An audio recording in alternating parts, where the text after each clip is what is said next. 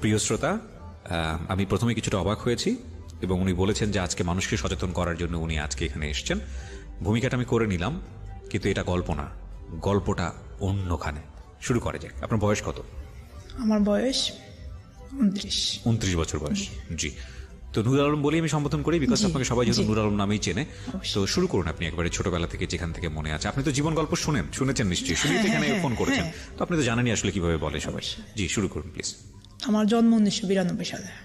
আমার জন্ম হওয়ার পর আমি মেয়ে হয়ে জন্ম নিই। যখন দেশে একটা আছে ধাইমা এসে বলতেছে মেয়ে হয়েছে। আচ্ছা আচ্ছা। মেয়ে হয়ে জন্ম নেওয়ার পর আমি রানের দুইটার পাশে বিসি জাতীয় একটা কিছু নিয়ে জন্ম, অন্ডকোষ এখন আর কি, ওটা নিয়ে জন্ম নিই। জন্ম নেওয়ার পরে আমার মা আমাকে 3 দিন পর থেকে ডাক্তারের কাছে নেওয়া শুরু করে। দেশের হুপাতে যেরকম সর্বপ্রথম বাচ্চা হলে বেশিরভাগই হোমিওপ্যাথিক কাছে নেয় ছোটবেলায়, হোমিওপ্যাথিক। তারপর নেওয়ার পর মা অনেক চট্টগ্রামে নিয়েছে, তারপর ঢাকায় এনেছে। আনার পর আমার নাকি ছোটবেলায় ব্যথা হতো। আচ্ছা, না আমি এখানে একটু বলি, আপনি কি প্রথম সন্তান ছিলেন আপনার বাবা মায়ের, নাকি আরো ভাই বোন ছিল? না, আমি দ্বিতীয় সন্তান। আপনি দ্বিতীয় সন্তান ছিলেন। বাবা কি করতেন আপনার? আমার বাবা তখন বাইরে ছিলেন, দেশের বাইরে ছিলেন। আচ্ছা, ঠিক আছে। তারপর ব্যথা হতো? হ্যাঁ। তারপর আমি এখানে একটু বলে নিই প্রিয় শ্রোতা, আজকের এই অনুষ্ঠানটাকে মেডিকেলের জায়গা থেকে আপনারা দেখবেন, মেডিকেল সায়েন্সের জায়গা থেকে দেখবেন। কিছু কিছু শব্দ যেহেতু এটা রেডিও পার্সপেক্টিভ থেকে আমাদেরকে উচ্চারণ করতেই হবে আপনাদেরকে পুরো গল্পটা বোঝানোর জন্য, এবং এটা আজকের এই গল্পটা অনেক বড় একটা সচেতনতার জায়গা থেকে একটা অনেক বড় একটা ভূমিকা রাখবে। সুতরাং এই বিষয়গুলোকে আপনারা, আমি যেটা বলছিলাম, মেডিকেল সায়েন্সের জায়গাটা থেকে দেখবেন, যে উনি যেভাবে বলেন বা যেভাবে বলতে স্বাচ্ছন্দ্য বোধ করেন ওনার ভাষা অনুযায়ী, সেটাকে আপনারা একটু মর্যাদার চোখে দেখবেন, সম্মানের চোখে দেখবেন প্লিজ। জি বলুন। তারপর হওয়ার পর আমার নাম রাখলো শুভ্রা। হ্যাঁ, রাখার পর হলো কি, আমাকে নিয়ে তো ডক্টরের কাছে আসতেছে। তারপরে এভাব করতে করতে আমার বয়স 5 বছর হয়ে গেল। হওয়ার পর আমার নাক কান ছিদ্র ফুটো করেছে। 5 বছরের মধ্যে আপনাকে কি করলো? ডাক্তারের কাছে নিয়ে কিছু করেছে? ডাক্তার কিছু বলেছে? না, তখনও কিছু করে না। আমি বলতেছি এর ভিতরে আমার নাক কান ফুটেছে। একটা মেয়ে যেভাবে বড় হতেছে আমি ওইভাবে, আমার চুল ছিল এতটুকু পর্যন্ত। হওয়ার পর হলো কি, আমাকে আমার মা ঢাকা আনার পর আমার নাকি একদিন ব্যথা হয়েছিল অনেক, তখন আমার মা ঢাকা এনেছে। আচ্ছা, এগুলো আপনি সব মার কাছ থেকে শুনেছেন, তখন আপনার কোনো মেমোরিতে নাই, খুব ছোটবেলার গল্প? হ্যাঁ। আচ্ছা। আনার পর হলো কি, আমাকে উত্তরা জাহানারা ক্লিনিকে অনেকগুলো হাসপাতালে নিল। নেওয়ার পর উত্তরা জাহানারা। কত বছর বয়স এটা? তখন আমার বয়স 5 বছর। 5 বছর। আপনার নিজের কি মনে আছে এগুলো? হ্যাঁ, এটা আমার মনে ছিল, 1997 সাল। আচ্ছা, তারপর? তখন আমাকে আর কি অপারেশন করে ওনারা বলতেছে এটা হার্নিয়া। হার্নিয়া জেন্ডারগত কোনো সমস্যা না, এটা একটা হার্নিয়া। এটা হার্নিয়া। আচ্ছা। তখন গোলাম সারোয়ার ডাক্তার ছিল, গানি বিশেষজ্ঞ। হ্যাঁ। তারপর উনি আমাকে অপারেশন করে। অপারেশন করে অন্ডকোষ দুটো ফেলে দেয়? না, অন্ডকোষটা পালায় না, উনি অপারেশন করে, অপারেশন করতে করতে উনি আমাকে 6টা অপারেশন করে ফেলায় ওই সময়টাতেই। হ্যাঁ, একবারই 6টা অপারেশন করে? একবারে 6টা অপারেশন। কিসের অপারেশন করে উনি হার্নিয়া করে অপারেশনটা ভেবে করে। করার পর উনি এটা দেখতে চাচ্ছে এটা কি। অপারেশন করার পর হলো কি, অপারেশনটা শেষ করার পর আমার জ্ঞান আসে না। 72 ঘন্টার ভিতরে আমার জ্ঞান আসে না। তখন আমার মা অনেক কান্নাকাটি, চিল্লি। তারপর ডাক্তারকে বলছে যে আপনি একটা অপারেশন কথা বলে আমার সন্তানকে 6টা অপারেশন কেন করেছেন? ডাক্তার এসে বললো যে আমি 6টা অপারেশন করেছি? হ্যাঁ, না, ডাক্তার তখন বলে না। আচ্ছা, পরে বললো আর কি। আচ্ছা, তখন কি হয়েছে আমাকে সেটাই আগে একটু বলেন। হ্যাঁ। তারপর তখন অপারেশন করার পর আমার জ্ঞান আসে না। তখন তো মা কান্নাকাটি, যে গরু একটা প্রভাব আছে দেশে যে ধমের বদল ধম দেবো, গরু কাটি মেজানি খাওয়াবো, এই ধরনের একটা কথা হয়েছিল। তো মানিয়ে ট্রিট করার পর আমার পরে জ্ঞান ফিরে। আচ্ছা। জ্ঞান ফিরার পরে ডাক্তার মাকে বললো যে ও তো মেয়ে না, ও ছেলে। জ্ঞান ফেরার পরে বলেছে আপনি ছেলে? হ্যাঁ। আচ্ছা, তারপর বলতেছে ও মেয়ে না, ও ছেলে। ওর দুই পাশে এটা হার্নিয়া না, এটা অন্ডকোষ। ও 18 বছর বয়সে ও পুনরায় ছেলে হয়ে যাবে। অপারেশন করে কি করেছে? এর মধ্যে কটা অপারেশন করেছে, কি করেছে সেগুলো না, সেগুলো বলে না। আমার বাবা মা তো শিক্ষিত না। আচ্ছা। আর বাবা তো বিশেষ করে দেশের বাইরে ছিল। আচ্ছা। মা ছিল। তারপর বলতেছে যে 18 বছর পর্যন্ত ও আস্তে আস্তে পুরোপুরি ছেলে হয়ে যাবে। আচ্ছা। তো আপনি ওই বয়সে আপনার বাবা মা তো নিশ্চয়ই বাহ্যিকভাবে কোনো চেঞ্জ টের পাচ্ছিল যে উনি কি অপারেশন করেছে? আপনারা জানলেন কিভাবে যে উনি 6টা অপারেশন করেছে? ওটা জানলেন? এগুলো এখনো দাগ আছে সবগুলো অপারেশন। ও আপনারা নিজেরাই খুঁজে বের করেছেন যে উনি কোথায় অনেক বড় বড় অপারেশন, শুধু নাভি রাখি সব কেটে গেছে। নাভির নিচ থেকে। ওই সময়টাতে? হ্যাঁ, আর অন্ডকোষের মধ্যে 2টা ছিদ্র করেছে। ওই সময় থেকে মাংস সিঙ্গাপুর পাঠাইছে। দাঁড়ান আমি একটু ধারাবাহিক হয়ে যেতে চাই। তো এরকম একটা অপারেশন করার পর আপনার সেন্স আসলো এবং তারপরে ডাক্তার যেটা বললো যে ফাইন, এটা আসলে ও আসলে মেয়ে না, ও ছেলে।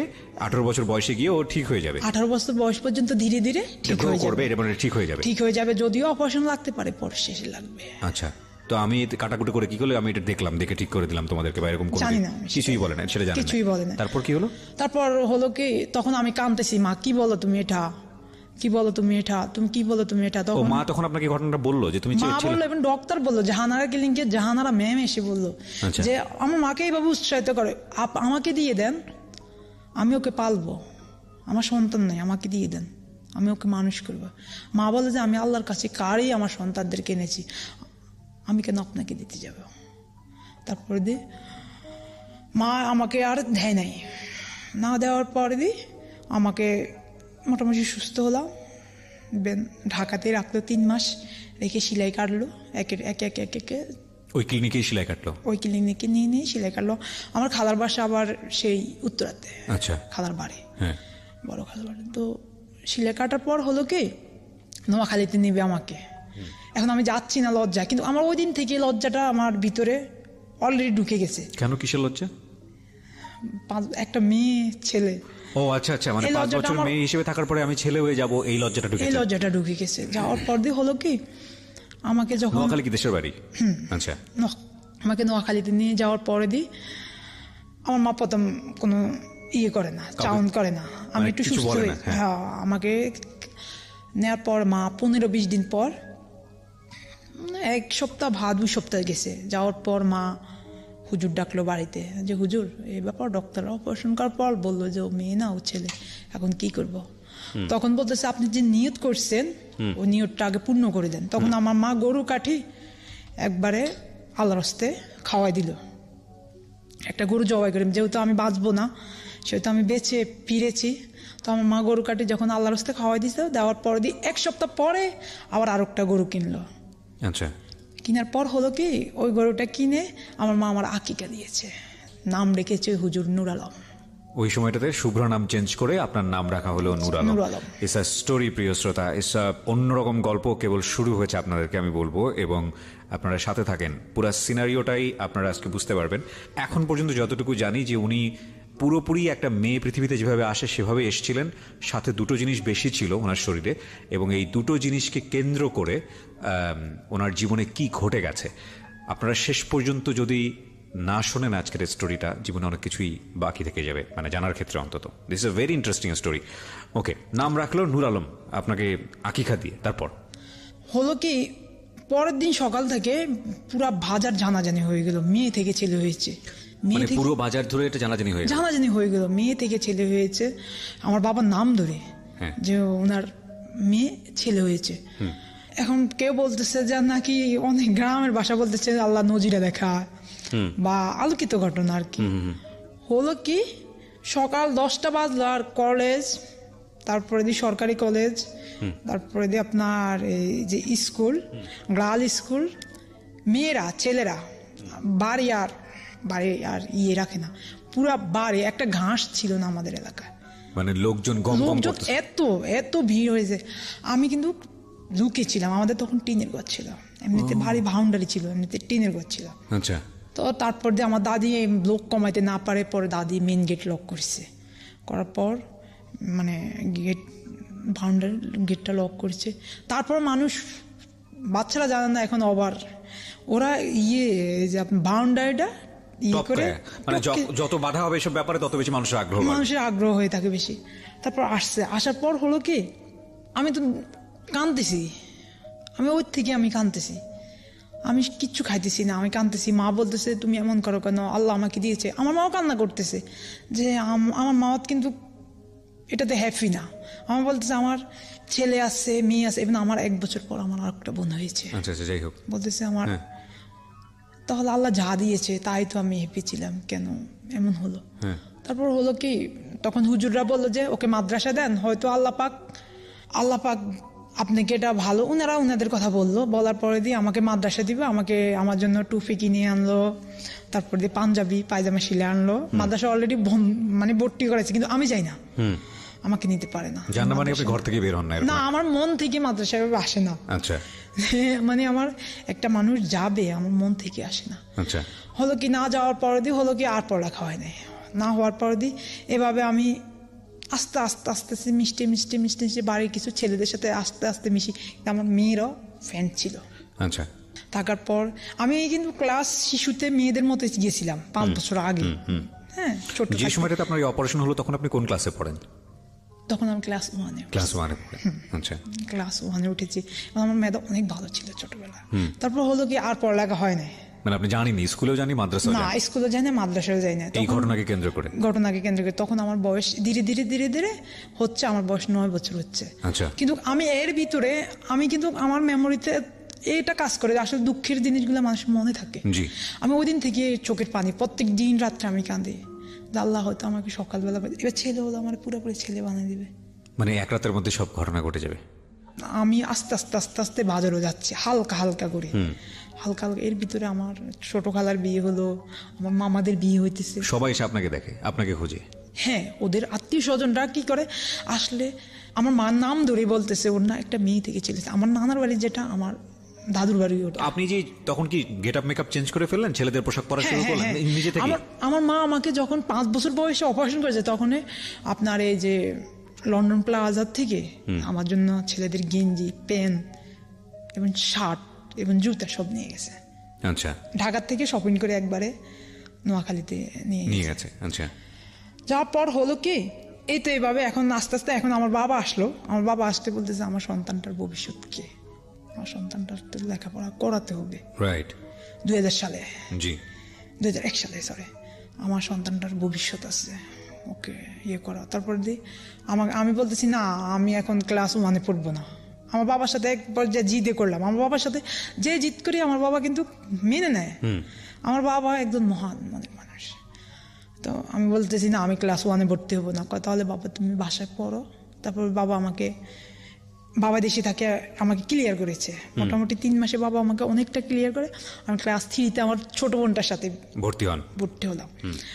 হওয়ার পর দিয়ে আমার একটা পালিত বোন ছিল, ওই বোনটার বিয়ে হয়ে গেল। আচ্ছা। এখন আমেরিকাতে থাকে। আচ্ছা। তারপরে হয়ে গেল। যাওয়ার পর আমি কিন্তু তখনও দুলাভাইয়ের কাছে আসি না, মানে কারোর, আমি নিজে লুকে রাখছি তখন থেকে। আচ্ছা। আমার নিজের ভিতরে একটা লজ্জা কাজ করতেছে, আমি কিভাবে ওনাদের সামনে যাব। তারপরে হলো কি, যেতে যেতে পড়তেছি। এখন 2 ভাই বোন একসাথে স্কুল যাচ্ছি। আমি ছেলে ও মেয়ে, এই সিস্টেমটায় যাচ্ছি। আচ্ছা। যেতে যেতে যেতে যেতে আমি ক্লাস 5-এ উঠছি। হঠাৎ হলো কি, আমার ছোট বোনটার বিয়ে। ও ক্লাস 5। এত অল্প বয়সে বিয়ে? কিন্তু এখন জানলাম যে কেন বিয়ে দিল। প্রিয় শ্রোতা, আমরা আজকে যার গল্প এখানে প্রচার করছি তিনি একাধারে শুভ্রা কিংবা নূর আলম। নাম বড় কথা নয়, নামে আসলে পরিচয়ের কি বা যায় আসে। যারা শুরু থেকে আছেন তারা বুঝতে পারবেন যে না তিনি শুভ্রা, না তিনি নূর আলম, তিনি আসলে কি। এই প্রশ্নবোধক জায়গা থেকে আমরা আজকের গল্পটা শেষ পর্যন্ত নিয়ে যেতে চাই। এবং অফকোর্স আমি জানি যে আজকের এই গল্পটা শোনার পরে এই মানুষটাকে দেখার একটা তীব্র আকাঙ্ক্ষা আপনাদের মধ্যে তৈরি হবে।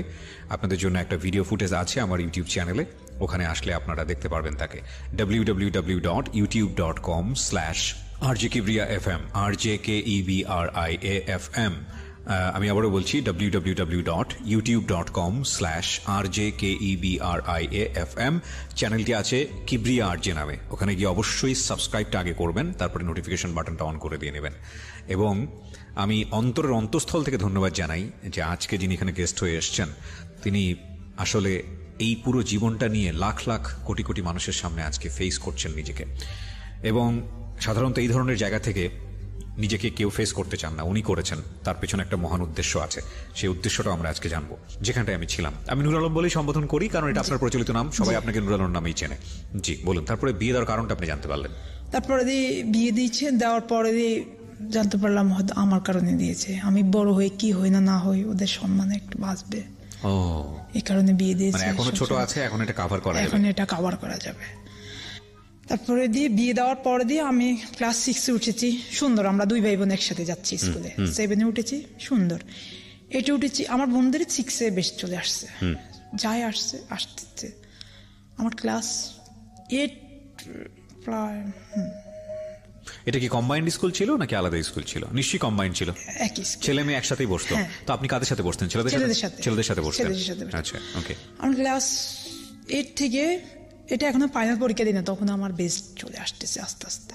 তখন আমি বলতেছি আল্লাহ, মানে শারীরিক কিছু পরিবর্তন, শারীরিক কিছু পরিবর্তন হচ্ছে আমার শরীরে।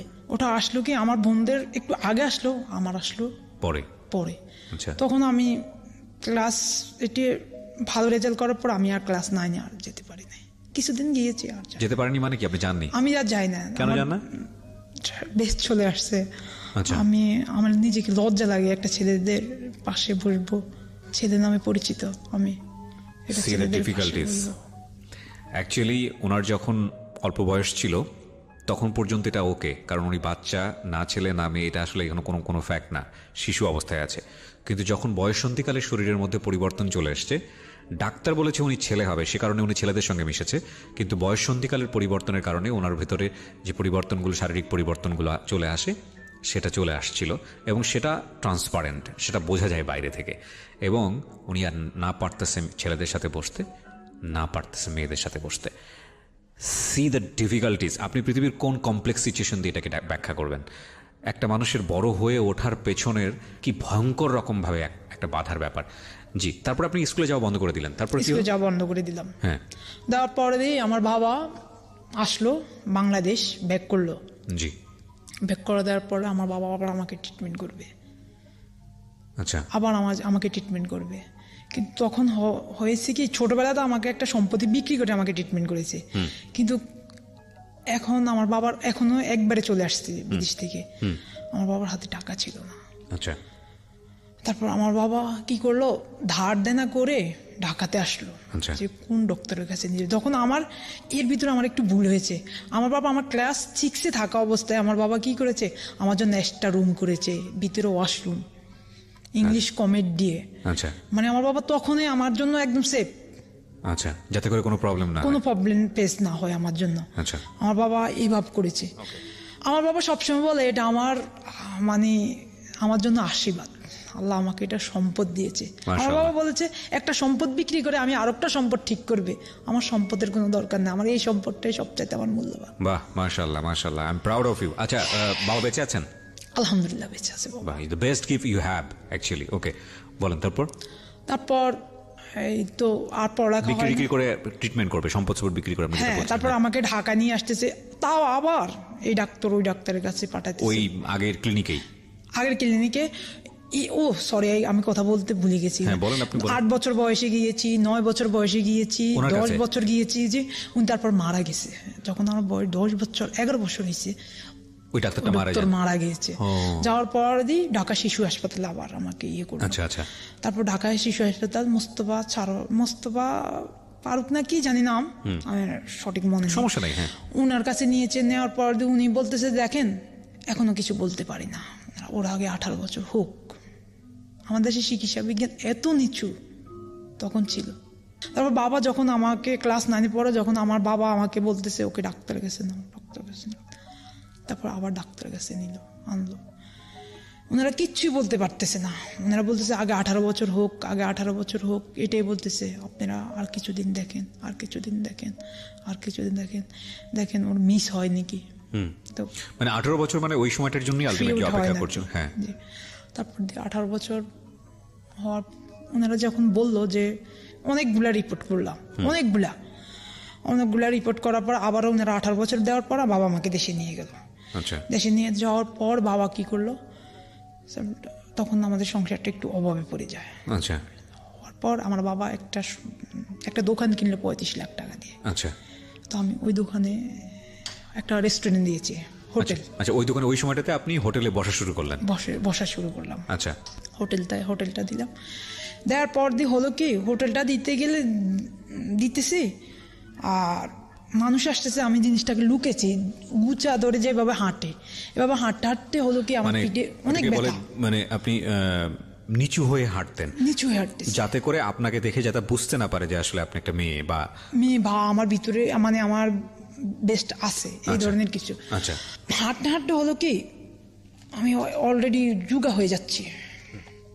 যুগা হয়ে যাওয়ার পরে দিয়ে আমার অনেক ব্যথা আমার পিঠে, আমি ঘুমাতে পারতেছি না, কিছু করতে পারতেছি না।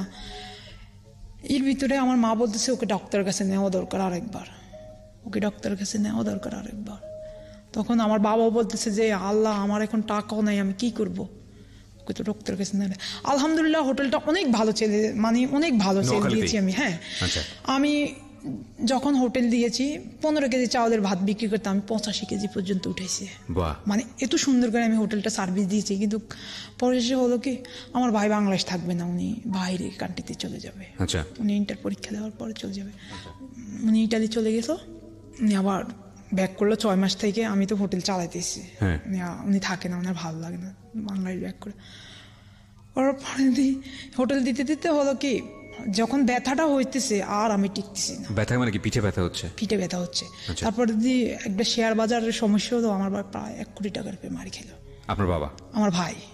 আচ্ছা, ভাই মার খাওয়ার পর আমার ভাই বললো যে তুই। ওনার পিঠে কেন ব্যথা হতো আপনারা নিশ্চয় কোনো বুঝে গেছেন। উনি আসলে ওনার শরীরের আপার পার্টটাকে হাইড করতে চাইতো, এবং যে কারণে উনি গুজ হয়ে হাঁটতো, মাথা নিচু করে হাঁটতো, যেটা আসলে প্রয়োজন ছিল না। এবং এই কারণে ওনার মেরুদণ্ডটা ভাঁজ হয়ে যায়, এবং মেরুদণ্ড ভাঁজ হয়ে গেলে ওনার ওখানে প্রচুর ব্যথা হওয়া শুরু করে। তখন আমার ভাই বললো যে এইভাবে আর চলা যায় না মা, ওকে ডক্টরের কাছে নাও। এর ভিতরে আমি অনেক কান্না করতাম। আমার মা রাত্রে আমার দরজার পাশে আসি শুনতো, অনেক কান্না করতাম। আমার মা, আমি তাজ্জুদ নামাজ পড়ে আল্লাহর কাছে, আল্লাহ আল্লাহ তুমি আমার দিকে মুখ ফিরে একটু তাকাও। আমার মাও যে আমার জন্য প্রত্যেকটা সময় যে কাঁদছে বুঝতে পেরেছি। তারপর কি হলো? তারপর হলো, তখনও তো আপনার 18 বছর বয়স হয়নি না, এখনো 18 বছর পূর্ণ হয়নি। মানে তখনও একটা মনে হচ্ছিল যে কিছু একটা হবে, আশা আছে, কিছু একটা হবে, আশা আছে। তারপর বাবা বলতেছে যে এভাবে আর হয় না, আমি একটা বাইরে চলে যাই। যাওয়ার পর তুমি আমার মাকে বলতেছে তুমি ওর ট্রিটমেন্টটা করো। ওর ট্রিটমেন্টটা করলে হয় কি, দেখি না আল্লাহ একটা, মানে ওকে একটা রাস্তা দেখে নাকি, বা ওকে একটা সাইড করে নাকি আল্লাহ পাক। আমি সবসময় বলতাম হয়তো ট্রিটমেন্টের জন্য আমি এখনো ঠিক হয় না আমার জিনিসটা। মানে আপনি সবসময় মনে করতেন যে মেডিকেল সায়েন্সের প্রবলেম আছে। তারপরে দিয়ে আমাকে যে আমার মা আবার ট্রিটমেন্ট করলো। এখন আমার ভাই বলতেছে যে রেস্টুরেন্ট চালানো সম্ভব না ওর একা। আমার ভাই চলে গেল বাইরে। যখন ভাই টাকা টুকা মার খাইলো, তখন আমার ভাই চলে গেল বাইরে চলে যাওয়ার পর এখানে আমি ভাইকে কিছু ঋণ করে দিয়েছি। ভাই বাইরে যাওয়ার সময় ব্যাংক থেকে 20 লাখ টাকা লোন করে দিয়েছি ভাইকে, সোনালী ব্যাংক থেকে। তারপর ভাই যখন বাইরে চলে গেল, ভাই আমাকে বললো যে আমি 5 লাখ টাকা ব্যাংক থেকে নিতেছি, তুমি একটু সাইন করে দাও। তো আমি দিলাম। তারপর জানতে পারলাম যে ভাই, তখন আমি জানলাম না ভাই 20 লাখ টাকা লোন নিয়েছে। আর দোকানের দোকান রেখে দোকান রেখে 12,80,000 টাকা অ্যাডভান্স নিয়েছে। এত টাকা নিয়ে সে বিদেশে গিয়ে কি করবে? ও মার খেয়েছে। ও অনেক বড় একটা মার খেয়েছে। ও যে শেয়ার বাজার, আচ্ছা, তখন রাইট। হ্যাঁ, তারপর অনেক বড় একটা মার খেয়েছে। হোটেলে ভাই কষ্ট করলাম, কিন্তু ভাই বোন সবগুলা পড়ালেখা করতেছে, সবটি ভাই বোন আমার অনেক বড় শিক্ষিত, কিন্তু আমি কষ্ট করতেছি। আমি সংসারটাকে অল্প বয়সে হাতে নিয়েছি, যে আমার হয়তো ভাই বোনে আমার দিকে তাকাইবে। তখন আমি জানি যে মাঝে মাঝে ভাবতাম যে হয়তো আমার জীবন যদিও অচল হয়, আমার ভাই বোন আমার পাশে থাকবে। এটা ভেবে আমি সংসারটাকে সেই ক্লাস 9 থেকে সংসারটাকে হাতে নিয়েছি। হোটেলে কাজ করতাম, মানুষ বলতো 3 জনের কাজ তুমি একা করো। আমি বলতাম 3 জন লোক রাখতে তো আমার বেতন দিতে হবে, আমি এই কারণে একা করি, কারণ আমাদের সংসারে একটু অভাব লাগছে। মোটামুটি ব্যবসা হচ্ছে, সংসার চলছে। হ্যাঁ, এর ভিতরে ছোট বোন অনুষ্ঠান করে উঠে দেওয়া হয়েছে, আলহামদুলিল্লাহ ভালো। বাবা এর ভিতরে বাবা বলতেছে এভাবে হবে না, যেহেতু বড় ছেলেটা রেনি হয়ে গেছে, তাহলে আমি জমি বিক্রি করি। আমার বাবা 22 কাঠা সম্পত্তি বিক্রি করে আমার ছোট বোনটাকে অনুষ্ঠান করে একবারে সুন্দর করে উঠিয়ে দিয়েছে। দেওয়ার পরে আমার বোনের একে 3টা বাচ্চা হয়েছে, মাশাআল্লাহ। এর ভিতরে আমি 3 বছরে 3টা বাচ্চা হয়েছে আমার বোনের। আচ্ছা, আমি ভাইয়া কি হয়েছে, সকালে আসে না, সকাল ভোরে আমি ঘুম থেকে উঠে খেতা আটে তার বোনদের ভাগ্নিদের ধুয়ে যেতাম। আবার হোটেলে কাজ করে আসি, রাত্রে কোলে রাখতাম, আমি আমার মতো করে করতাম আমার ভাগ্নিদেরকে। আমার বোন আমাদের বাড়িতে থাকতো। আচ্ছা, ও তো আপনার ছোট ছিল না বয়সে? ও আমার ছোট ছিল, 1 বছরের ছোট ছিল। তো তারপর যখন পিঠের ব্যথা এত বেশি, বাবা বলতেছে না আমার সন্তানটার জন্য। আমার বাবা কি করতো জানেন, বাসার থেকে পাক করলে আমার বাবা নিয়ে যেত যে আমার বাবাটা খেয়েছে কিনা। আমার বাবা কখনো আমাকে বাবা ছাড়া কথা বলে না, আমার বাবাটা খেয়েছে কিনা। আমার বাবা বলতো যে সবাই যদি 3টা জামা পরে, তুমি যদি একলা 3টা না পরো আমার মন ভরে না। সবাই 6টা পিঠা যদি সবাই 3 জনে খায়, তুমি যদি একলা 6টা না খাও আমার সেদিন কলছাটা কাঁপে। He is really good man. আমার বাবা সবসময় এটা বলতো, এবং আমার মাও বলতো তুমি ঘরের যদি সব খেয়ে ফেলাও, আমার তখন যে আমার মন ভরে যে আমার সন্তান। আলহামদুলিল্লাহ। হ্যাঁ, আমি এইরকম সিচুয়েশনে আসলে বাবা মা তো কেউ পাই না আমাদের সমাজে, আমরা যেটা দেখি ফ্যামিলি পায় না, চারপাশের কেউ পায় না, বাট আপনি সবকিছু পাইছেন। হ্যাঁ, আমার বাবা তারপরে মাকে বলতেছে যে ঢাকাতে জমি বিক্রি করেছে, আমার সন্তানের অপারেশন করেছি, এখন করব না কেন, এখনো দরকার হলে জমি বিক্রি করে ফেলবো। তখন 22 কাঠা সম্পত্তি বিক্রি করে আমাকে ঢাকা নিয়ে আসে। আচ্ছা, ঢাকা নিয়ে আসার আগ মুহূর্তে কি হলো, আমি আগে বলতেছি মা আগে আমাকে ট্রিটমেন্ট করবে না, আগে ওই ডাক্তার কাছে যাওয়ার পর ওই ডাক্তার বলতেছে ট্রিটমেন্ট দেওয়ার পরে বললো যে আফা দেখেন, যদি একটা 6তলা বিল্ডিং ভাঙ্গি পড়ে, বিল্ডিংটা আপনি যতই সুন্দর করে উঠান, তখন আমার 18 বছর হয়ে গেছে, ওই বিল্ডিংটা আর ঠিক হয় না। এই কথাটার অনেক বড় অর্থ আছে প্রিয় শ্রোতা, অনেক বড় অর্থ। বিল্ডিং ভাঙা ব্যাপারটা আসলে কি, কেন বললো, এতদিন পরে এসে কেন বললো? একটা হচ্ছে সৃষ্টিকর্তা আমাদেরকে যেভাবে পৃথিবীতে পাঠান সেটা তো একটা ইমারত, সেটা তো সবচাইতে নিখুঁত ইমারত, সেটা যাই হোক না কেন। হ্যাঁ, তারপরে ভাঙার বিষয়টা আসলে কি, আমরা ছোট্ট একটা বিরতির পরে এসে খুঁজবো সেই উত্তরটা। আপনারা শুনছেন নূর আলমের জীবন গল্প। একাধারে নূর আলম, একাধারে তিনি শুভ্রা, আবার একাধারে নূর আলমও না তিনি, শুভ্রাও না। যেটা আমি অনুষ্ঠানের শুরুতেই বলে নিয়েছিলাম যে আমাদের জেন্ডার আসলে 3টা আমরা জানি, আমার জ্ঞান, ক্ষুদ্র জ্ঞানে যেটা বলে মেল, ফিমেল এবং থার্ড জেন্ডার। এবং এই থার্ড জেন্ডারের জায়গাটাকে আমরা অনেকেই বলি হিজড়া, অনেকে বলি বৃহন্নলা, আরও শব্দ আছে। কিন্তু 3টা জেন্ডারের জায়গা থেকে উনি একটাও নন। যেটাকে উনি মেডিকেল সায়েন্সের জায়গা থেকে এখন যেটা উনি জানেন রিসেন্টলি, সেটা হলো ওনারা যেই অবস্থায় আছেন সেটাকে বলা হয় ইন্টারসেক্স। এবং বাংলাদেশে আপনি যেটা বলছিলেন আমাকে অনুষ্ঠান শুরুর আগে, যে আপনি যতদূর জানেন যে আপনার মতো সংখ্যা কয়জন? আমি জানি যে এখন 3 জন আছে, কিন্তু আরো কিছু আছে হালকা। এই মাত্র 3 জন হচ্ছে আপনার জানা? 10-15 জন হাইস্ট আছে, আমি জানি 3 জন। জি, তার মানে পৃথিবীতে এদের সংখ্যা কত কম, এবং এটা কতটা স্বাভাবিক জীবনের থেকে অস্বাভাবিক জীবনের দিকে যায় মানুষের ভুলের কারণে, অসচেতনতার কারণে, সেটা আপনারা আজকে জানবেন। এবং এই অনুষ্ঠানটা আমি মনে করি যে এটা একটা খুব বড় অ্যাওয়ারনেসের জায়গা। বিশেষ করে গ্রামেগঞ্জে মাঝে মাঝে এরকম শোনা যায়, ছেলে থেকে মেয়ে হয়ে গেছে, মেয়ে থেকে ছেলে হয়ে গেছে। এবং আমার মনে আছে আমি ছোটবেলায় এরকম একটা ঘটনা আমি জানতাম, লোকারণ্য হয়ে গেছিল সেই মানুষটাকে দেখার জন্য। তো যাই হোক, আমি ছোট্ট একটা বিরতি নিতে চাই, এবং আজকে এই যে যাকে নিয়ে অনুষ্ঠান করছি তার একটা ভিডিও ফুটেজ, তাকে যদি আপনারা দেখতে চান আসতে পারেন আমাদের ইউটিউব চ্যানেলে, সেখানে দেয়া আছে। আমাদের ইউটিউবের ঠিকানা www.youtube.com/RJKibriyaFM। আমি আবারও বলছি www.youtube.com/RJKEBRIAFM। চ্যানেলটি আছে কিবরিয়া আরজে নামে, অবশ্যই গিয়ে ওখানে সাবস্ক্রাইব বাটনে ক্লিক করে নেবেন এবং তারপর নোটিফিকেশন বেল বাটনটা অন করে নেবেন। তো ডাক্তার বলল যে একটা ইমারত তৈরি হয়ে গেছে, সেটা ভেঙে নতুন করে করলে আর ওইভাবে ওইরকম হয় না। তারপর কি হলো? তারপর দিয়ে উনি বলার পর দিয়ে আমার মা আমাকে বুঝতে দেয় না। আমার মা বলতেছে যে তুমি একটু সরো। আমি বলতেছি আমি শুনি ডাক্তার কি বলতেছে, তুমি শুনো। তুমি শুনো না, তুমি একটু বাইরে যাও, আমি ডক্টরের সাথে কথা বলতেছি। আমি শুনবো। তখন আপনার 18 বছর বয়স? হ্যাঁ, আমার খালাতো ভাই ছিল।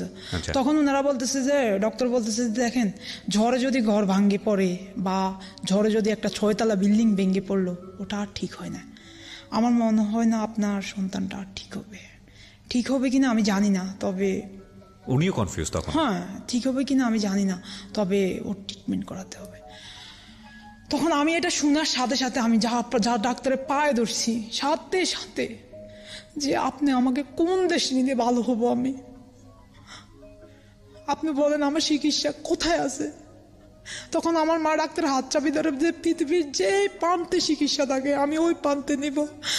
আমার 5টা আঙ্গুলের যদি একটা আঙ্গুল না থাকে, আমি অতটুকু অনুভব করব আমার এই সন্তানটার জন্য।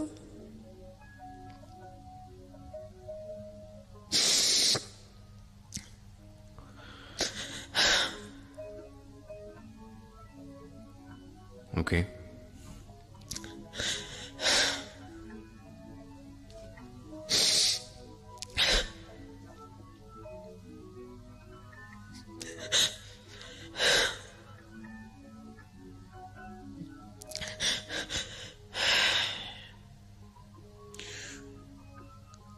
তারপর ডাক্তার কি বললো? তারপর আমি আর কোনো কথা শুনি না, আমি মানে আমি ওনার ইয়ের থেকে বেরিয়ে চলে আসছি। ও মা তো আমার পিছিয়ে দিয়ে, মা বলতেছে কি গাড়ির নিচে মাথা দেয় না কি দেয়। আমার মা আমার খালাতো ভাইকে বলছে ওকে ধরো। তারপর আমি বেরিয়ে চলে আসছি। আসার পর হলো কি, মা আমি চলে যাবো দেশে, অলরেডি মা আমাকে দেশে নিয়ে গেছে। আমি কিচ্ছু খাই না, সারা দিন রাত কান্না করেছি। 2 দিন ঢাকায় ছিলাম, সারা দিন রাত কান্না করেছি। করার পর হলো কি, মা আমার পিঠে ব্যথা অলরেডি হচ্ছে। এখন মা বললো যে পিঠের ব্যথাটার জন্য আগে ডাক্তারের কাছে যাও। আমি আসলাম, আসার পরে পিঠের ব্যথার জন্য ডক্টরের কাছে আসলাম। আবার প্রায় 6-7 মাস পর আমার রেস্টুরেন্টটা তো এখনো বন্ধ হচ্ছে না, আমি চালাতেছি। আমি রেস্টুরেন্ট যেহেতু ছিল মোটামুটি হাসি খুশি যাচ্ছি। এর ভিতরে ভাইয়া হলো কি, একটা রং নাম্বার, বলবো জি শিওর, একটা রং নাম্বার আমার জীবনে আসছে। ফোন আসছে আপনার ফোনে? হ্যাঁ, ছেলের। আচ্ছা, ওই রং নাম্বারের ফোনের সাথে আমি কথা বলতাম। আচ্ছা, সেই 2011 সাল থেকে ওই সময় মানে রেগুলার কথা বলতেন তার সঙ্গে? হ্যাঁ, আপনি যেহেতু কথা বলার প্রসঙ্গে চলে আসলেন, আমার অনেকক্ষণ ধরে মনে হচ্ছিল আপনাকে বেশ কয়েকটা কোশ্চেন আমার করা দরকার। ডাক্তার আপনাকে ট্রিটমেন্ট করে বলেছে আপনি ছেলে, হ্যাঁ, এবং সেটা ছোটবেলা থেকেই আপনাকে ওই পরিবেশে বড় করার চেষ্টা করা হচ্ছে। ফিজিক্যালি আপনি যেটা দেখতে পাচ্ছেন যে আপনার মধ্যে যে গ্রোথ, সেটা আসলে মেয়ে। 18 বছর বয়স পর্যন্ত অপেক্ষা করা হলো সাধারণত এই সময় মেয়েদের পিরিয়ডের জন্য যে ব্যাপারটা থাকে। যখন আপনি ডাক্তারের কাছে গেলেন ওই সময়টাতে কি হলো? আপনার কি এই পিরিয়ডের ব্যাপারটা কন্টিনিউ হয়েছে নাকি আলটিমেটলি এটা অফ ছিল? না, অফে ছিল। অফে ছিল। Very strange situation. দেখেন, ওই জন্য বলি না যে আল্লাহ আমাদেরকে যেভাবে দুনিয়াতে পাঠায় এটার উপরে মাস্তানি না করাটাই বেটার। অনেকেই করেন ইনফ্যাক্ট। দেখেন, ওনাকে আপনারা ভিডিওতে আসতে দেখতে পারবেন, উনি definitely she looks like a girl, একটা মেয়ের মতো। ওনাকে বাহ্যিকভাবে যেটা দেখা যায় উনি মেয়ের মতো, কিন্তু মেয়েদের সাধারণত শরীরের যে স্বাভাবিক ব্যাপারগুলো থাকে তার মধ্যে অন্যতম একটা ব্যাপার হচ্ছে মান্থলি যে বিষয়টা, সেটা ওনার নাই। হ্যাঁ, আমি অনুষ্ঠানের শুরুতেই আপনাদেরকে বিনীতভাবে রিকোয়েস্ট করেছি যে আজকে এই অনুষ্ঠান বোঝার জন্য কিছু মেডিকেল টার্ম আমরা ইউজ করব, সেটা অনুষ্ঠানের পার্সপেক্টিভ থেকেই আপনারা বিষয়টাকে দেখবেন, বিকজ স্টোরিটা ইজ ভেরি সেন্সিটিভ। এবং 18 বছর বয়সে সেটা হয়নি। তখন ডাক্তার যে রিপ্লাইটা দিল সেটা হচ্ছে যে একটা ইমারত, যেটা 6তলা ইমারত একটা তৈরি হয়ে গেছে, যেটা পাঠাইছে আল্লাহ যেভাবে দুনিয়াতে, এটাকে ভেঙে চুরে নতুন করে গড়তে গেলে এটা সেরকম হবে না। নাও টেল মি, এই মেয়েটা কোথায় যাবে? ও তো না ছেলে, ও তো না মেয়ে। এবং এটা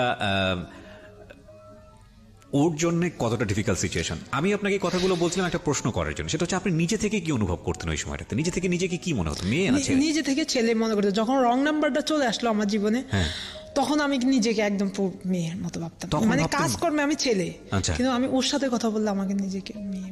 তার মানে ওকে কাজকর্মে যেটা গিফট করেছে সেটা হচ্ছে সোসাইটি। আলটিমেটলি ওকে ছোটবেলা থেকে পরিবার এবং সোসাইটি, আমরা ওকে ভেবে বড় করেছি যে না, ও হচ্ছে ছেলে। কিন্তু দেখেন, যখন ওর জীবনে একটা ছেলে রং নাম্বারে আসলো, তখন ওর ভিতর থেকে ফিল করা শুরু করেছে মেয়ে। Very interesting story. আমরা আরো সামনে দিকে আগাবো। হ্যাঁ, বলেন। তারপর কথা বলতেছি, এইভাবে আমার ব্যথাটাও কন্টিনিউ হচ্ছে, অনেক হচ্ছে। মানে পিঠের ব্যথা হতে হতে আমি যখন ডক্টরের কাছে আসলাম, আমি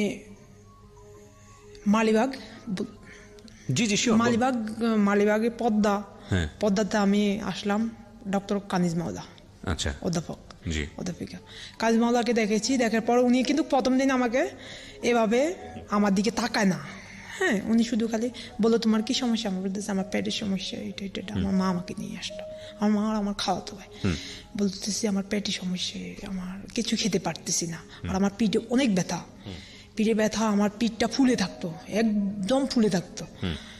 থাকার পর বলতেছে যে পরীক্ষা দিল। পরীক্ষা দেওয়ার পর ভাইয়া কি হলো, আমি ডক্টর কাছে গেলাম। যখন ডক্টর আমাকে আলট্রাসাউন্ড করতে নিল, নেওয়ার পর দিয়ে ঢুকতেছে নুর আলম আসো। আমি ভিতরে ঢুকতেছি আর বলতেছে যে না, আপনাকে তো বলি না, আপনি তো নুর আলম না। আমি নুর আলমকে বলেছি, আপনি মনে কোথাও ভুল হয়েছে। তা আমি বলতেছি আমি নুর আলম। বলতেছে না, ভিতরে যান, আপনি বাইরে যান, আপনি আসবেন কেন? তো আবার বাইরে আছে। তারপর দিয়ে আবার ডাকলো, তারপর দিয়ে বললো যে ম্যাডামকে ফোন দিতে হবে। তখন ম্যাডামও যায় না, ম্যাডাম আমার দিকে ওইভাবে তাকায় না। আচ্ছা, প্রথম দিন যেদিন আমি ডক্টরের কাছে গিয়েছি, উনি এবার তাকান, উনি শুধু রিপোর্ট করে দিয়েছে। আচ্ছা, আর 3 দিনের একটা দিয়েছে। পরে দিয়ে আমি ভিতরে ঢুকার পর দিয়ে আবার ঢুকার পর দিয়ে আলট্রাসাউন্ড করে বসা দেবে স্যার। উনি আমাকে আমার পেটের সমস্যার জন্য উনি আমাকে আলট্রাসাউন্ড করতেছে। উনি বলতেছে তুমি কি মেয়ে না ছেলে? ডাক্তার এই প্রশ্নটা করেছে? ডাক্তার বলতেছে তুমি কি মেয়ে না ছেলে? ওর তো জরায়ু নাই। আমার মাকে বলতেছে ওর তো জরায়ু নাই, ওকে ও তোমার গার্ডিয়ান ডাকো। আমি তখন স্ট্রং, আমি বলতেছি স্যার যেটাই থাকুক, আমি ট্রিটমেন্ট করতে আসছি, আপনি আমার রিপোর্টটা করেন, আর কিচ্ছু চাই না আমি। জরায়ু নাই মানে কি জরায়ুটাকে ফেলে দিয়েছে নাকি এটা কি ন্যাচারালি না? আদৌ জানি না ভাইয়া। Big question. ওকে, তারপর দি বলতেছে যে ওকে, তারপর দি ভাইয়া বিশ্বাস করেন কতগুলো মানুষের সামনে আমার কি যে লজ্জা লাগছে। তখন মন চায় যে যদি সাথে আমার একটু ছুরি থাকতাম, পেটের ভিতরে ছুরিটা ঢুকে দিই। যে সবগুলো মানুষের সামনে আপনি তো মেয়ে না, আপনি তো ছেলে না, আপনি মেয়ে, আপনি কেন এখানে আসতেছেন? রিপোর্টটা তো আপনার না, রিপোর্টটা তো অন্য একটা ছেলের।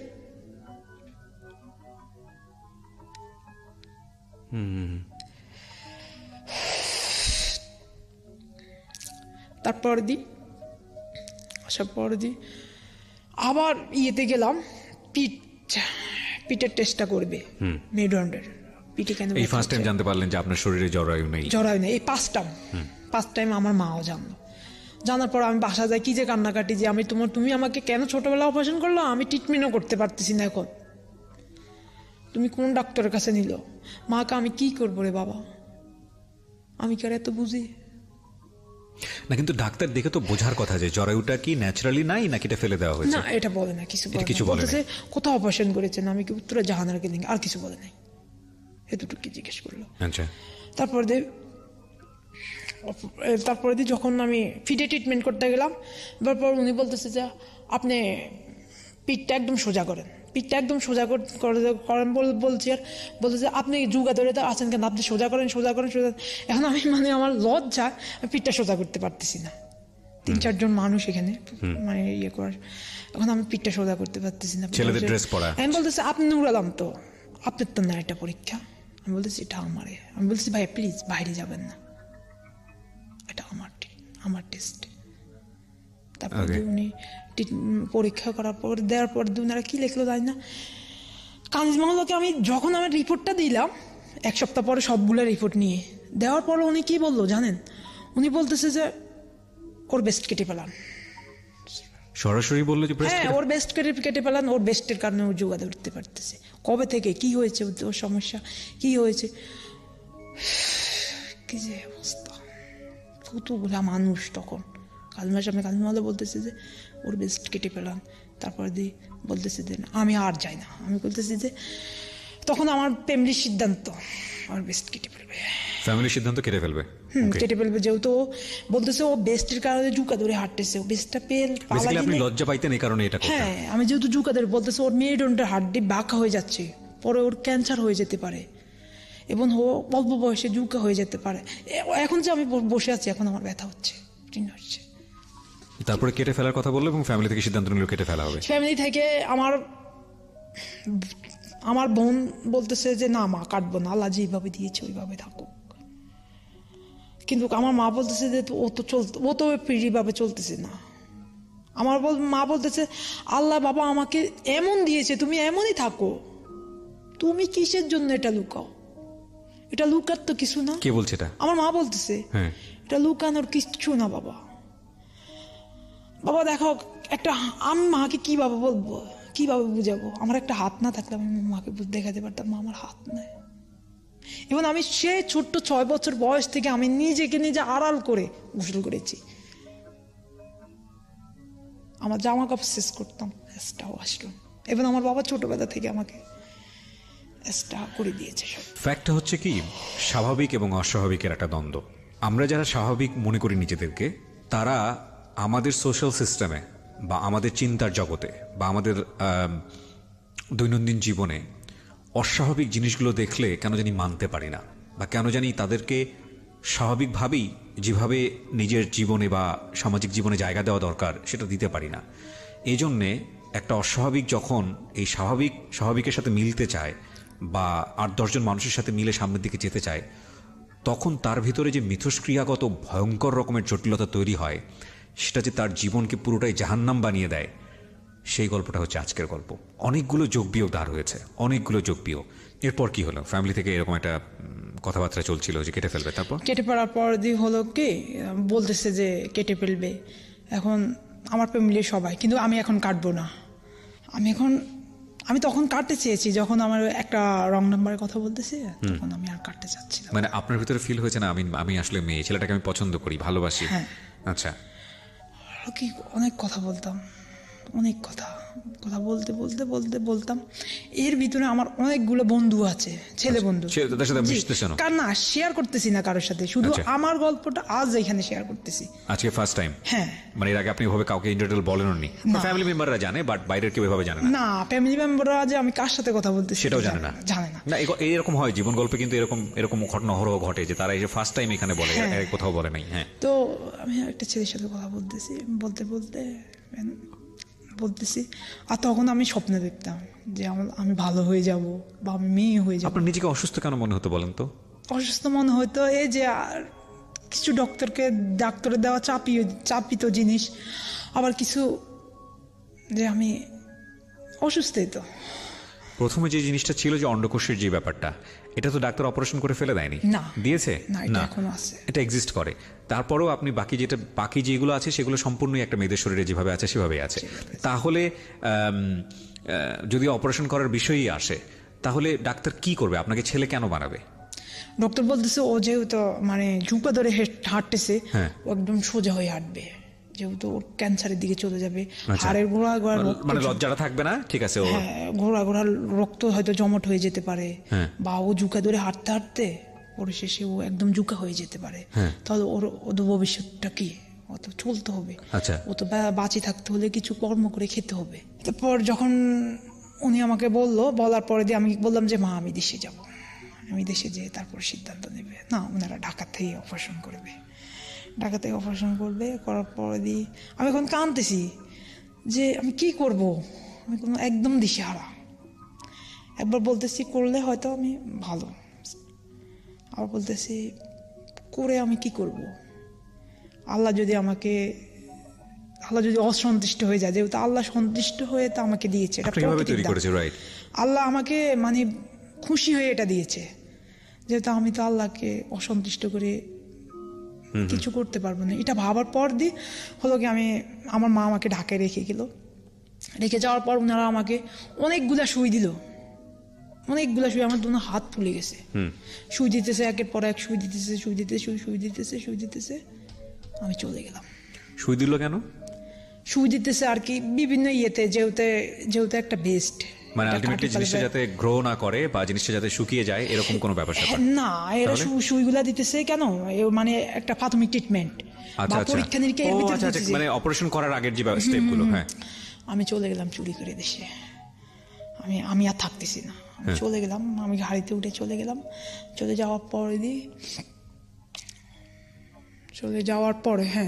পরে আমার মা আমাকে বকতেছে, কেন তুমি এমন করতেছো, তুমি ডক্টর গেছো, তুমি ইয়ে করতেছো না, এটা সেটা ওটা।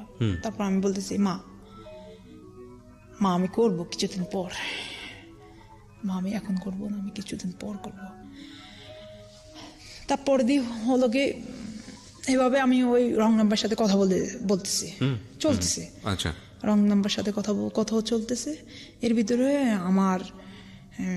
আমি আর পিঠের ব্যথা থাকতেছি না। আমার ভাই কানাডাতে মানে বাইরে চলে গেছে। চলে যাওয়ার পর দিয়ে আমার ভাই যখন বাইরে চলে গেছে, যাওয়ার পর আমি 2014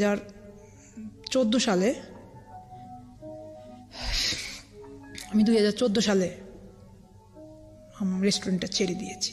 আচ্ছা। যেহেতু আমার ভাই বিদেশ যাওয়ার সময় একটা টাকা অ্যাডভান্স নিয়েছে, 12,80,000 টাকা অ্যাডভান্স নিয়েছে, সেহেতু আমি দোকানটা ছেড়ে দিয়েছি। বিক্রি করে দিয়েছেন? না, বিক্রি না, অ্যাডভান্স নিয়েছে। আচ্ছা। আমাদের যে জায়গা রেস্টুরেন্ট ছেড়ে দিলেন মানে কি করলেন আসলে? রেস্টুরেন্ট থেকে কি করলেন?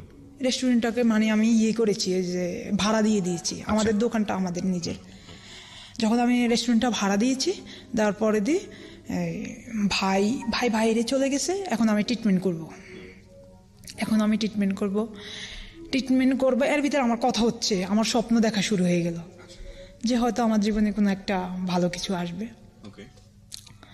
তারপরে দিয়ে এই তো যাইতেছে দিন, সুন্দরভাবে যাচ্ছে। 2014 সালে যখন আমি আবার ডক্টরের কাছে চলে আসতেছি, আবার ডক্টরের কাছে দেখালাম যে আমার জিনিসটাকে নিয়ে আমি জানতে পারলাম। ওনারা আমাকে ভার্ডেনে ডক্টর আহসানুল আমিন স্যারের কাছে গেলাম। আমি বারডেম না, উনি ঢাকা মেডিকেলে বসে। আচ্ছা। ডক্টর আহসানুল আমিন স্যারের কাছে গেলাম। যাওয়ার পরে 2014 সালে শুরু করার আগটা কি হলো, আমি প্রত্যেক রাত কান্না করতাম। প্রত্যেকটা রাত তাজ্জুদ নামাজ পড়ে আমি কান্না করতাম। আমার মাও কান্না করতো আমার কান্না দেখে। এমন একটা সবেরাত নয় যে আমি চিৎকার দিয়ে আল্লাহর কাছে না কাঁদছি যে আল্লাহ আমার জীবনে কি হইতেছে, আল্লাহ আমার জীবনে কি হইতেছে। তারপরে প্রত্যেকটা রাত আমি কান্না করতাম। কান্না করার পর হলো আমার মা বুঝতে পারতো। তখন আমার মা বলেছে যে সাইডটা বেশি ওই সাইডটা আমি বেছে নিব আমার সন্তানের জন্য। মানে যে সাইডটা বেশি, হ্যাঁ, ও যদি মেয়ের সাইডটা ঠিকই থাকে আমি মানে নেব। আচ্ছা, থাকে না দুনিয়া ভরে, তবে তুমি ডাক্তারের কাছে যাও। তখন আমি মায়ের কথা শুনে আমি অনেক খুশি, হ্যাপি, যেহেতু আমার একটা সাপোর্ট আছে। আর তাছাড়া আমি একটা লোকের সাথে ফোনে কথা বলতে পছন্দ করেছি। ও কি জানতো আপনার এইরকম সমস্যা? ও জানতো? ও আজও জানে না? ওকে, বলেন তারপর। তো ডক্টর কাছে যাওয়ার পর ডক্টর বলতেছে যে একই প্রশ্ন, তোমার মেয়ে দেখলে আসে না, ছেলে দেখলে আসে, বা তোমার শরীরে তুমি কি ফিলিংস করতেছ? তখন আপনি কি অ্যান্সার করেছেন? আমি এটাই বলেছি যে আমার ছেলে দেখলে আসে। মানে আপনি ছেলেদেরকে অনুভব করেন? হ্যাঁ, ছেলেদেরকে ফিল করে। বলতেছে যে এখন তোমার বেসটা পালাই দিব। আমি বলতেছি রিপোর্টগুলো আগে করেন প্রত্যেকটা। তখন আপনি কনফিউজ, আসলে কি করবেন? হ্যাঁ, তখন আমি কি করব, একদিক দিয়ে আমি কি করব সেটাই ভাবতেছি।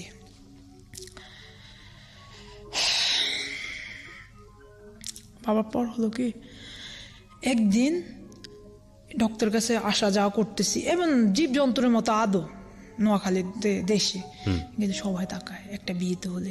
এর ভিতরে আমার বললাম না, বোনদের বিয়ে হয়েছে, মামাদের বিয়ে হয়েছে, কখন আমি কোথায় যাই না, আমি ঘর থেকে বাড়ি না, আমি বাজার টু বাড়ি। রাইট, খুব স্বাভাবিক। আমি যারা তাকায় বা যারা খোঁজ করে এদেরকে দোষ দিয়ে আসলে লাভ নাই। মানে যখন আপনার সম্পর্কে আমাকে বলা হচ্ছিল, আমাদের টিম মেম্বার নোমান আপনার সঙ্গে কথা বলেছে, যখন আপনার সম্পর্কে আমাকে রিপোর্ট করা হচ্ছিল যে এরকম একটা স্টোরি, এরকম একজন ভদ্রমহিলা এখানে আসতে চায়, তখন আমি ওকে মানে অবাক হয়েছি যে তুমি এগুলো কি বলছো, তুমি ভালো করে কথা বলেছো, তুমি কি টার্মটা সম্পর্কে তুমি জানো, তুমি আগে স্টাডি করেছো? তারা আমি নিজে একটু খোঁজ খবর নিয়ে দেখি। তারপর আপনাকে বোধহয় আবার ফোন করতে বলেছিলাম আমি, সে সেকেন্ড টাইম সে ফোন করেছে, সে কথাবার্তা বলেছে, বলে আবার আমাকে রিপোর্ট করেছে। আমি নিজেই অনেক বেশি কিউরিয়াস ছিলাম আমি, এবং সেই জায়গাটা থেকে আপনি হয়তো আমাকে চিনেন, আমার সঙ্গে কথা বলছেন 1-2 ঘন্টা যাবত, হয়তো কনসিডার করবেন, কিন্তু সমাজের 8-10 জন যারা মানুষ আছেন, ইভেন যারা যে ভিডিওতে এসে লক্ষ মানুষ দেখছে, এদেরকে তো ওই সবাইকে তো সেভাবে এইভাবে চেনার কোনো সুযোগ নাই।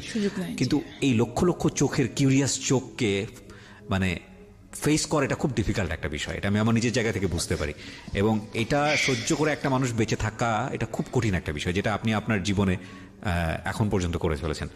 জি, ঠিক আছে, তারপর কি হলো? তারপর ডক্টর কাছে আসতেছি, ডাক্তার আবার রিপোর্ট দিল। ডক্টর আসাদুল আমিন স্যার কিছু রিপোর্ট দিয়ে, রিপোর্টগুলা করার পর বলতেছে যে তুমি করো, আরেকজন ডক্টরের কাছে যাও। আরেকজন ডক্টরের কাছে হরমোন বিশেষজ্ঞ। এখন আমি সব হরমোন দেখাতেছি। দেখার পর উনি হরমোন ডাক্তারের কাছে যাওয়ার পর কি হলো, উনি আমাকে অনেকগুলা পরীক্ষা দিয়েছে, সবগুলা পরীক্ষা বাড়েনি। সবগুলা পরীক্ষা বারডেমের মধ্যে এতগুলা পরীক্ষা আমার দিয়েছে, একে এখন আমি ওই ইয়েটা আনেছি, পরীক্ষা একের পরে আমাকে মানে খাওয়া অফ রেখে দিয়েছে, বিভিন্ন রকমের টেস্ট করেছে। এখন আমাকে নাভিতে একটা টিকা দিয়েছে, আমার ওই নাভিটা পেকে একদম যাকে বলে দুর্গন্ধ হয়ে গেছে। আচ্ছা, তো ওই টেস্ট করার জন্য? হ্যাঁ, টেস্ট করার জন্য ওগুলা দিয়েছে উনি, অনেক ইয়ে করছে, উনি আমাকে অনেক ভালো সাপোর্ট দিয়েছে। আচ্ছা, তারপর যে বাবা শোনা, তুমি ট্রিটমেন্ট করার পর তোমার একটা ডিসিশন আছে। মানে আলটিমেটলি ওনারাও বুঝতে পারতেছিল না যে আসলে কোন দিকে কনভার্ট করবে, না ছেলে না মেয়ে। কারণ ছেলেরও কিছু উপাদান আপনার শরীরে আছে, মেয়েরও কিছু উপাদান আপনার শরীরে আছে, এবং পরিপূর্ণ ছেলেও না, পরিপূর্ণ মেয়েও না। ফ্যাক্ট ইজ, যেটা ফ্যাক্ট সেটাই। এখন ওনাকে আসলে কোন জায়গাটা আসলে পরিচয়টা বিল্ড করবে সেটাই হচ্ছে বিষয়। হ্যাঁ বলেন। তারপর আমি যখন ট্রিটমেন্টগুলো দিতেছি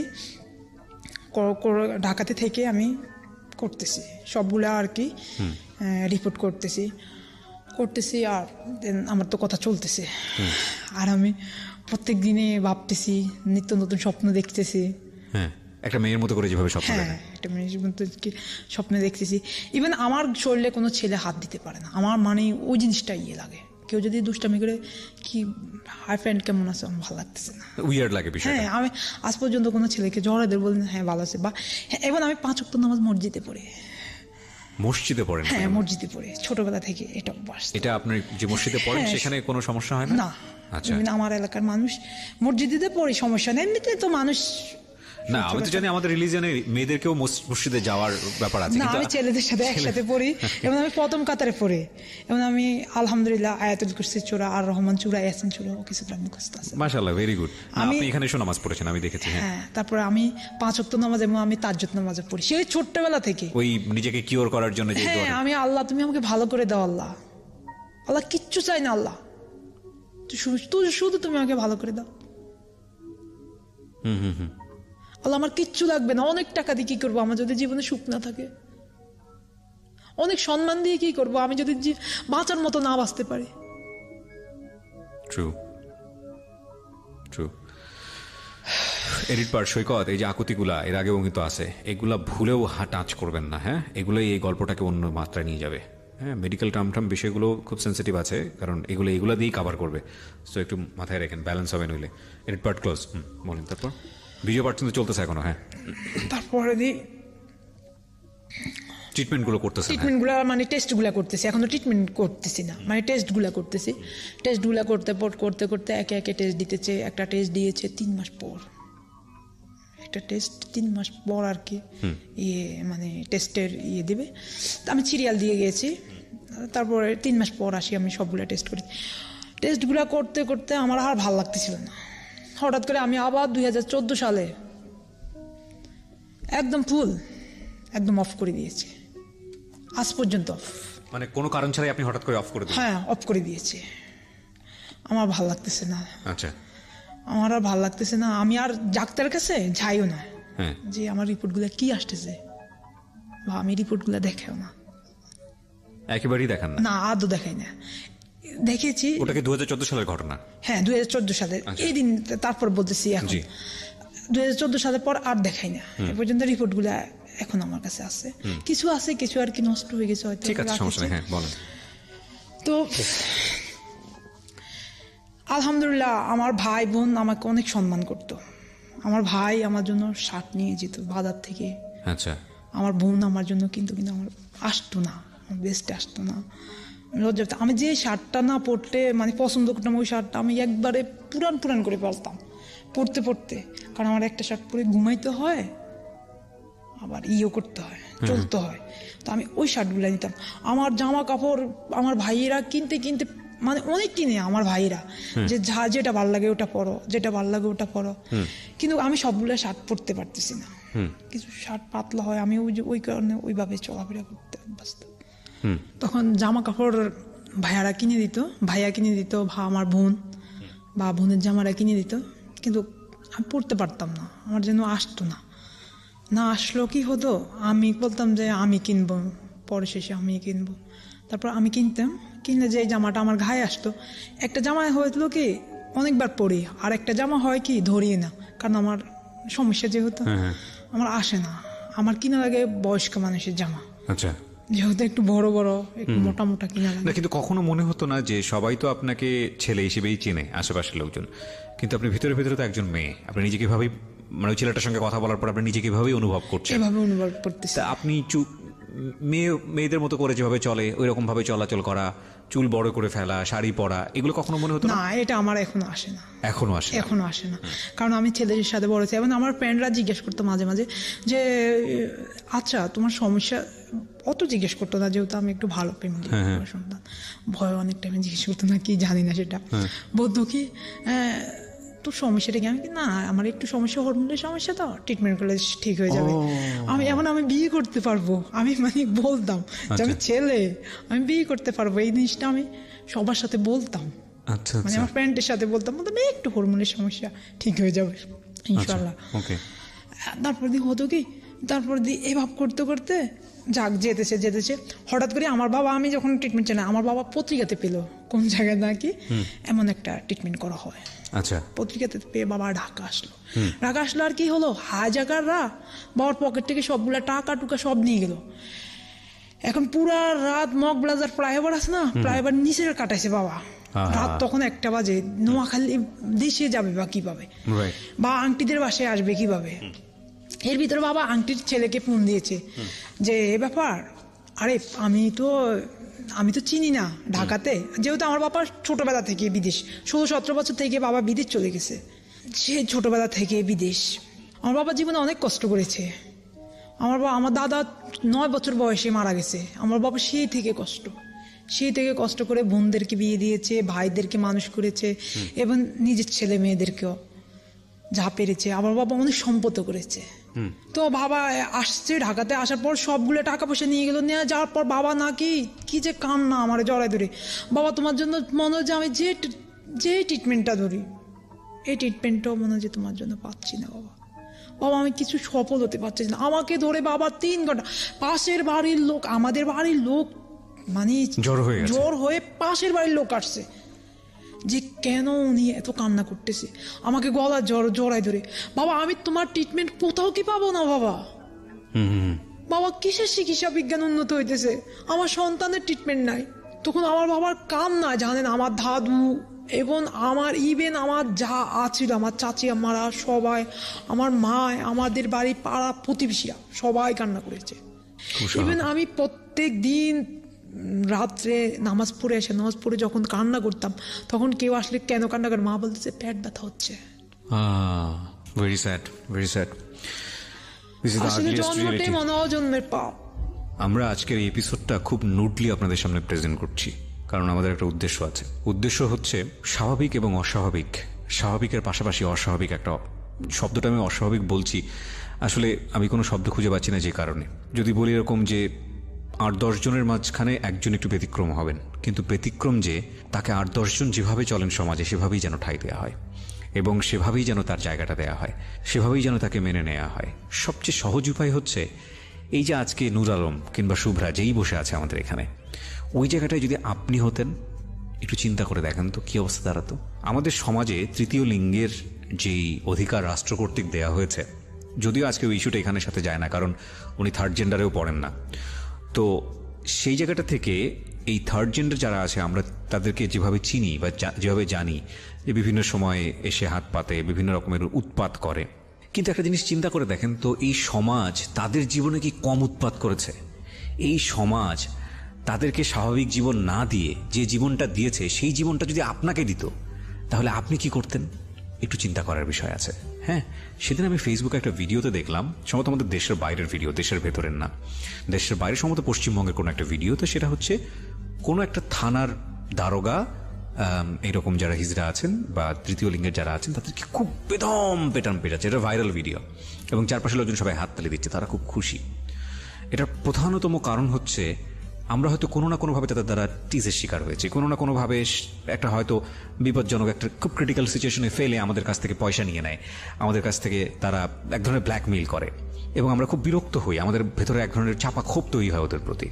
কিন্তু যে সমাজ তাদেরকে স্বাভাবিকভাবে বাঁচার অধিকার দেয় না, যে সমাজ মারা গেলে কবর দেয় না, যে সমাজ মারা গেলে অনেক সময় জানাজা পর্যন্ত পড়ে না, যেই সমাজ তাদেরকে একটা সময় পর্যন্ত ভোটের অধিকার দেয়নি, যেই সমাজ তার জন্য লেখাপড়ার ব্যবস্থা করে না, চাকরির ব্যবস্থা করে না, তাকে স্বাভাবিক জীবন দেয় না, তাকে 10 জন মানুষের সাথে চলার জন্য যে ধরনের একটা জীবন ব্যবস্থার প্রয়োজন ছিল সেই জীবনটা দেয় না, সেই সমাজ কিভাবে প্রত্যাশা করে যে এই মানুষটা খুব স্বাভাবিকভাবেই খুব সাধারণ আচরণ করে তাকে ভালো কিছু রিটার্ন দেবে? সুতরাং আমরা আমাদের চোখের সামনে যেটা দেখি বা আমাদের চোখের সামনে যে জিনিসটা ঘটে, সেখানে আমাদের একটা ইমপ্রেশন তৈরি হবে, এটাই স্বাভাবিক। সেই তাৎক্ষণিক ইমপ্রেশনের জায়গাটা থেকে আমরা যেন কোনো ডিসিশনে না চলে যাই, কারণ আমরা যা দেখি তার পেছনে একটা বড় রিজন থাকে, আমরা যা বুঝি তাৎক্ষণিকভাবে তার পেছনে একটা বিশাল ঘটনা থাকে। সেই ঘটনাটুকু বোঝার জন্যে যতটুকু স্পেস প্রয়োজন, যতটুকু টাইম প্রয়োজন, অতটুকু টাইম যদি আমি নিজেকে দেই বা আমি যদি একটু রিয়েলাইজ করি, তাহলে এই মানুষগুলো যারা আমাদের সমাজে ব্যতিক্রমী হিসেবে আছেন, শুধু আজকের এই যিনি গেস্ট তা না, অন্য অন্য অ্যাঙ্গেল থেকেও হতে পারে, তাদের প্রতি আমাদের একটা অন্যরকম রেসপেক্ট গ্রো করবে। কারণ আপনি আর 10 জনের মধ্যে একজন, উনি একজন ব্যতিক্রমী মানুষ, ওনাকে প্রত্যেকটা মুহূর্তেই ফাইট করে টিকে থাকতে হয়। সুতরাং রেসপেক্ট ওনার প্রাপ্য, উনি সেটা ডিজার্ভ করে। জি, যেখানটাই ছিলাম যে বাবা খুব কান্নাকাটি করছে, ট্রিটমেন্টের কোনো কিছু খুঁজে পাচ্ছে না। তারপর বাবা আবার বাইরে চলে গেল। চলে যাওয়ার পর আমি বাবা টাকা দিচ্ছে, ভাইয়া টাকা দিচ্ছে, আমি বাড়ি কাজ ধরেছি, বাড়ি করেছি, 3 তলা পর্যন্ত ছাদ দিয়েছি, 1 ইউনিট কমপ্লিট করেছি। এইভাবে আস্তে আস্তে দিন যাচ্ছে, দিন যেতেছে, চলতেছে। চলার পর এর ভিতরে আমি ওই যে বললাম না 2014 সালের পর আর কোনো ডক্টর আমি দেখাইনি। না দেখার পর হলো আমি মোটামুটি সংসারে আমার অ্যাকাউন্টে টাকা দিচ্ছে আমার ভাইয়েরা, মানে আপনার অ্যাকাউন্টে, পার্সোনাল অ্যাকাউন্টে? আমার বোনের জামাই মাঝে মাঝে টাকা দিচ্ছে, আমার বোনের হাত খরচ দিল আমার অ্যাকাউন্টে দিচ্ছে। ইভেন আমি আমার ভাগ্নিদের সবার নাম আমি রেখেছি। আমার বোনে আমার পেয়ে সাপোর্ট। বাহ, মাশাআল্লাহ। আমার বোন বলতেছে যে, আমার বোন সবসময় বলতেছে তুমি সবসময় আমার কাছে থাকবা।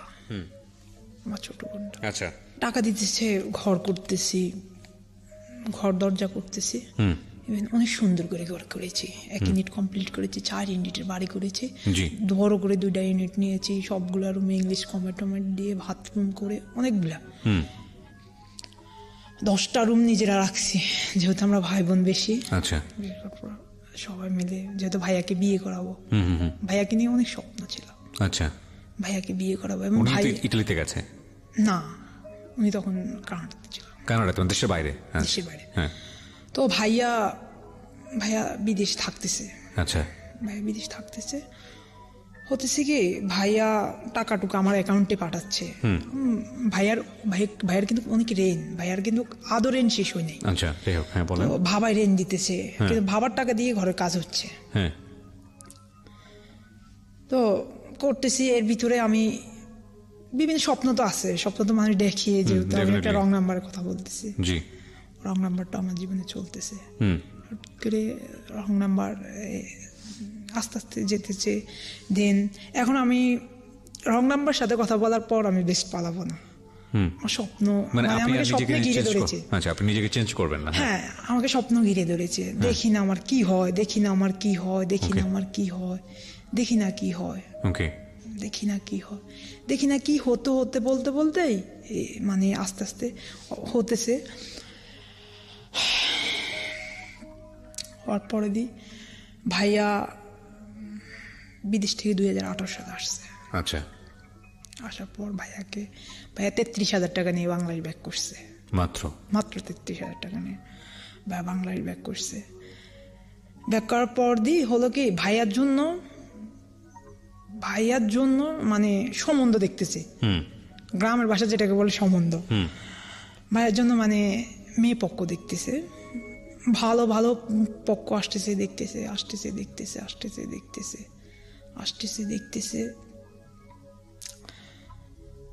এক জায়গায় ওকে ওনারা কি জন্য আমি জানি না, ওনারা বারণ করে দিয়েছে, আমি সেটা জানি না। তো আরব জায়গায় একদম কথাবার্তা কমপ্লিট। রোববারে বিয়ে, মেয়ে আমেরিকাতে থাকে, মেয়ের বাবা টাবা সব আসছে। আসার পরে ভাইয়াকে দেখে পছন্দ করেছে, বিয়ে হলো। কি বিয়ে করার পর কার্ডটা ছাপিয়ে দিলাম। মা বলতেছে তোমার কত আছে লোক? আমি বলছি মা, আমি যেহেতু বাজারে একটু ব্যবসা করেছি, অনেকগুলা লোক আছে, আমি সবাইকে ইনভাইট করতে হবে, অনেকগুলা লোক হয়েছে। তো মা বলতেছে কত লোক হবে? আমি বলতেছি মা, অনেক লোক হবে। তো এর ভিতরে বাবা পন্থী বলতেছে না, ওর ট্রিটমেন্ট করাও, আগে ওর ট্রিটমেন্ট করাও, ওর বিয়ের, যেহেতু ওকে বিয়ে করাবা, কিন্তু আমার এই সন্তানটা করাতে একটা ভবিষ্যৎ আছে। বাবা বলতেছে ওকে আগে ট্রিটমেন্ট করাও। মা বলতেছে ট্রিটমেন্ট করাবো আগে, এই ছেলেটাকে দেশে আসছে বিয়ে করায়। হলো কি ভাইয়াকে বিয়ে করাতে যাও, মানে মেয়ে দিতে, ওনারা কি করলো, একদম সব কথা কমপ্লিট, বিয়ে রোববারে কার্ড ছাপানো হয়ে গেছে। হঠাৎ করে দেখলাম কি ফোন করে আসে না, ফোন করে ওনারা বারণ করে দিল যেখানে বিয়ে করাবে না। ওরাই ফোন করে না করে দিল? হ্যাঁ, ওরে মেয়ে পক্ষ। ইভেন আমার ভাই অনেকগুলা মেয়ে পছন্দ হয় না, অনেক ভালো ভালো জায়গায় দিয়ে, আমার ফ্যামিলির পছন্দ হয় না, আমার ফ্যামিলি করায় নেই। তো ভাইয়া কি করলো, এখন উনি বিয়ে দিবে না। এখন আমি বলতেছি মার মন খারাপ আসি দেখি, আর আমি বলতেছি মা কি হয়েছে, বলছে না কিছু হয় না, তুমি একটু যাও। তুমি কি মেহমান দাওয়াত দিয়েছো? আমি কিন্তু মা হ্যাঁ দিয়েছি। বলেছে মেহমানদেরকে বারণ করে দাও যে বিয়ে রোববারে হবে না। আমি বলতেছি মা রোববারে বিয়ে হবে না, আমি তো অলরেডি সব ডেকোরেশন সব করে ফেলেছি, সবাইকে দাওয়াত দিয়েছি। বলতেছে না বিয়ে হবে না। তো আমি বলতেছি মা কেন বিয়ে হবে না? আমার মা বলতেছে যে কিচ্ছু না। এমন এই অবস্থা আমার বোন ফোন দিয়েছে যে আঙ্কেল কেন বিয়ে দিবেন না। এখন আমার বোন কথা বলতেছে, এখন আমাকে দেখে আমার বোন বলতেছে আঙ্কেল এটা আপনার জন্য অভিশাপ, আমাদের জন্য এটা আশীর্বাদ। এটা আমাদের ঘরে হওয়ার পর আল্লাহ আমাদেরকে অনেক সম্পদ দিয়েছে। যেমন আমার বাবা জার্মান ছিল, আমার বাবাই বলছে যে আমার কি জানি হয়েছে বাংলাদেশে, তখন চিঠির যুগ ছিল, ফোনের যুগ ছিল না। আমার বাবা বলতেছে যে আমার কি জানি হয়েছে বাংলাদেশে, আমার কেন টাকা এত ভরপুর আসতেছে। তাহলে আমাদের জীবনে এটা লক্ষ্যে, একটা লোক দুনিয়াতে আসার সময় রিজিক নিয়ে আসে।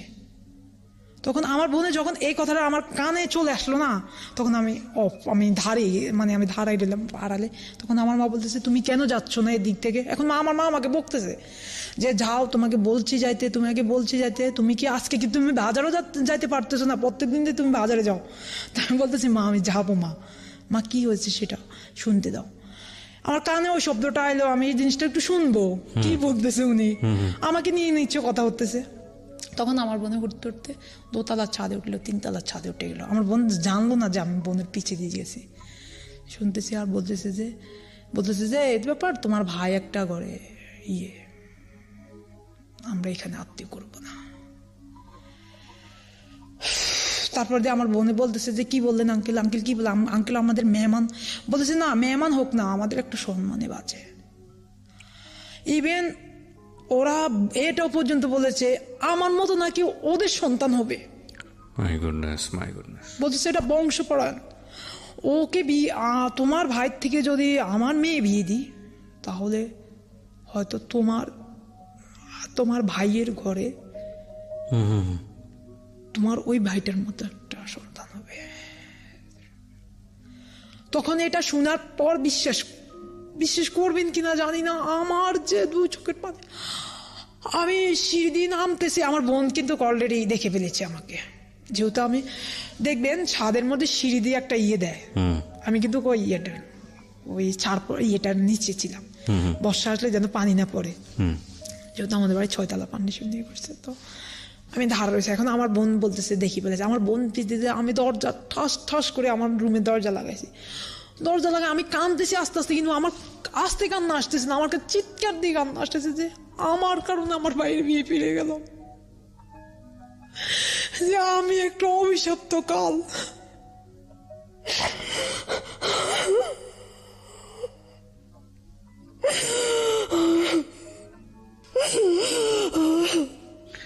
আপনাকে সান্ত্বনা দেওয়ার ভাষা আমার জানা নাই,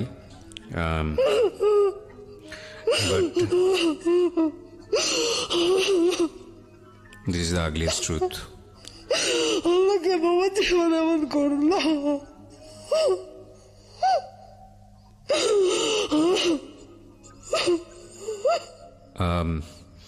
এটা কত সালের ঘটনা? 2018 সালে। এতে মাত্র কয়েকদিন আগের ঘটনা। এই ঘটনার পর আপনার ভাইয়ের সাথে আপনার কি কথোপকথন? আপনার ভাই কি করে এরপরে? আমার ভাই এখন বাইরে আছে।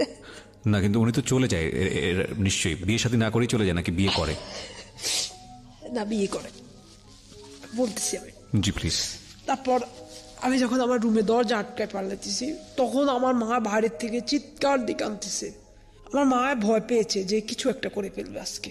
যেহেতু আমার মা বলতেছে, আমার বোনকে বলতেছে তুই কেন ওনার ফোন ধরেছিস? তুই ওনার ফোন কাটে দিতি যখন উনি তোর সাথে কথা বলতেছে, কেন আমার ভাইয়ের ইয়েটা কেন আমার ঘরে আনি অশান্তি করস। তখন আমার বোন আর কাটলো না, আমার বোন তো জানে না যে আমি পিছিয়ে পিছিয়ে। আমার বোন বলতে, আমার মা বলতেছে ওর কথা শুনারে দরকার নেই, ও বারণ করে দিয়েছে শেষ, আলহামদুলিল্লাহ এখানে আর আমি আত্মীয় করবো না, করার দরকার নেই। মা রাগ উঠে গেছে, মা আমার বোনকে খুব খারাপ ভাষা গালাগালি করতেছে, কুত্তার বাচ্চা শুনেছে, তুই কেন ওর ফোন ধরেছিস, কেন ওর কাছে ফোন করেছিস, আমি কি মানুষের জন্য আমার সন্তান মেরে ফেলবো। মা চিৎকার দেয়। এখন আমার ছোট ভাই একটা আছে, আমি ওকে খুব ভালোবাসি, খুব আদর করি। আমার ছোট ভাইটা অনেক মিস্টেক, আমাদের ভাই বোনের অনেক পরে হয়েছে। আচ্ছা আচ্ছা। ও এবার ক্লাস 9-এ পড়ে। তো ও কাঁদতেছে আর বলতেছে, ও ভাইয়া তুমি এমন করো কা, ও ভাইয়া তুমি এমন করো কা, আমরা তো আছি ভাইয়া। ভাইয়া মানুষে কি বলবে না না বলবে কিছু দরকার নাই, তুমি আমার ভাইয়া, আমি তোমার ভাই, এর চেয়ে বড় পরিচয় আর কিছু নেই ভাইয়া। এখন আমার বোন কাঁদতেছে। এখন আমার ভাইয়াকে বাজার থেকে ফোন দিয়েছে আমার বোনে যে তুমি তাড়াতাড়ি আসো, ও জানে কি করতেছে। তখন আমার ভাইয়া দরজা ভেঙে দিয়ে গেছে। আর পরে দিয়ে আমি দেখে, আমি আমার রুমের পাশে একটা বেলকনি আছে, টয়লেট বেলকনি সব আমার রুমেতে দেওয়া। তো আমার ভাই আমাকে জড়ায় ধরে, আমার ভাই কি কান্না যে মা গো আর সহ্য হচ্ছে না, মা কিছু একটা করো। মা প্রত্যেক দিন জীবনটা শুরু হয়েছে ধরে ওর জীবনে কান্না, মা ওর মতো দুঃখ মা কেউ করে না দুনিয়াতে। মা তারপরে দিয়ে আমার ভাই যখন এই কথা বললো, বলার পর দিয়ে মা বললো যে আর কিছু দেখবো না, আজই ঢাকায় নিয়ে যাবো, পৃথিবীর কোন প্রান্তে আমার সন্তানের ট্রিটমেন্ট আছে আমি সেই প্রান্তে দেখবো। পরে আমি বলতেছি না, যাওয়ার দরকার নেই, এখন আমি যাব না, যেহেতু আমার ভাই দেশে আসছে। অনেক স্বপ্ন নিয়ে ভাইকে বিয়ে করাবো। তারপর দিয়ে হলো কি, আবার অন্যদিকে মেয়ে দেখতেছে আর বিয়ে করাইতেছে। অন্যদিকে দেখার পর দিয়ে অন্যদিকে মেয়ে দেখতেছে, ধীরে ধীরে সুস্থে সুস্থে একটা একটা করে মেয়ে দেখতেছে। আমার ভাই, আমার মা অনেক সুন্দর মেয়েটাকে, কারণ আমার বোনেরা অনেক সুন্দর, অনেক স্মার্টলি এবং সব শিক্ষিত, কিন্তু আমি তো পড়ালেখা করা হয় না আমার। তো আমার বোন মেয়ে দেখতেছে দেখতেছে দেখতেছে দেখতেছে ইভেন উনারা মানে বৃহস্পতিবারে রাত্রে এই কথা বললো ফোন দিয়ে, শনিবারে গায়ে হলুদ, রোববারে বিয়ে। উনারা পরের মঙ্গলবারে আবার ফোন দিয়ে বলতেছে এই রোববারে যেন বিয়ে হয় না, ওই রোববারে বিয়ে হবে। আমার মেয়ে বলছে এই রূপে মেয়ে থেকে এসেছে, এটা কোনো ব্যাপার না। ও আমার মেয়ে বলতেছে এটা কোনো ব্যাপার না। তখন আমার মা বলল যে আপনার মেয়েকে আমি পুত্রবধূ হিসাবে মেনে নিতে পারবো, কিন্তু আপনাকে আমার ছেলের শ্বশুর হিসাবে মেনে নিতে পারবো না, এবং আমার বেয়া হিসাবে মেনে নিতে পারবো না, কারণ আপনি প্রথমে আমার সন্তানটাকে ডিনাই করেছেন। আর আপনার মেয়েকে আমি জীবনে আমার ঘরে বউ করে আনবো না, এটা আপনি পারেন। তখন আমার ভাইয়া বলছে এক পাল্লা গহনা দেন আর এক পাল্লা আপনার মেয়ে দেন, আমি জীবনে আপনার মেয়েকে নিয়ে বিয়ে করে সুখেতে পারবো না। আমার ভাইয়ের মনে সারা জীবন কষ্ট থেকে যাবে, যারা ডিনাই করেছে সেই মেয়ে আমার ঘরে আমার ভাইয়ের বউ হয়ে আসছে। You have a very blessed family, to be honest. আমি আজকে বলি আপনি কাঁদছেন, কান্নার পেছনে যথেষ্ট কারণ আছে, কিন্তু আমি যখন আপনার ফ্যামিলি মেম্বারদেরকে দেখতে পাচ্ছি না, they are really angel to you. তারা আসলে ওই যে বলে না যে ফেরেশতা সমগুণ নিয়ে আসছে। কারণ আপনি আপনার ভাই বোনের কথা যেটা বলছেন, যদি সত্যি সত্যি হয়ে থাকে তাহলে ইউ আর ব্লেসড। আপনি আপনার ফ্যামিলি মেম্বারদের কাছ থেকে যে সাপোর্টটা পাচ্ছেন, এটা আসলে সবার ভাগ্যে হয় না। আর আজকে যিনি এখানে আছেন তাকে দেখতে পাবেন হচ্ছে আমাদের ইউটিউব চ্যানেলে এসে www.youtube.com/RJKibriya FM, RJKEBRIA FM চ্যানেলটি আছে কিব্রিয়া আরজে নামে। অ্যান্ড প্লিজ ওখানে যাওয়ার পরে অবশ্যই সাবস্ক্রাইব করতে ভুলবেন না, সাবস্ক্রাইবের পরে নোটিফিকেশনটা অন করে নেবেন। জি বলেন। তারপর আরেকটা বিয়ে এরকম হলো, ওটা অত বেশি হয় না, এত কার্ড টার্ড ছাপা হয় না, প্রথম ওটা ভেঙে গেল। যাক, পরে এক জায়গায় বিয়ে হয়েছে, হওয়ার পরে তো যেহেতু কাহিনী আর শেষ থাকে, মানে হওয়ার আগে জানেন এই বিষয়টা ওরা? না, হওয়ার পর বলতে কি আমি যাই নাই। আপনি বিয়েতে যাননি? না, আমি কখনো কোনো ভাই বোনদের আদৌ যাই না। আমার বোনদের 3টা ভাই বোনের বিয়ে হয়েছে, আজও আমি ওদের শ্বশুর বাড়ি চিনি না। কি বলেন? না, আমি যাই না। আমাকে আমার ভাই অনেক চেষ্টা করেছে, কিন্তু নিতে পারে না।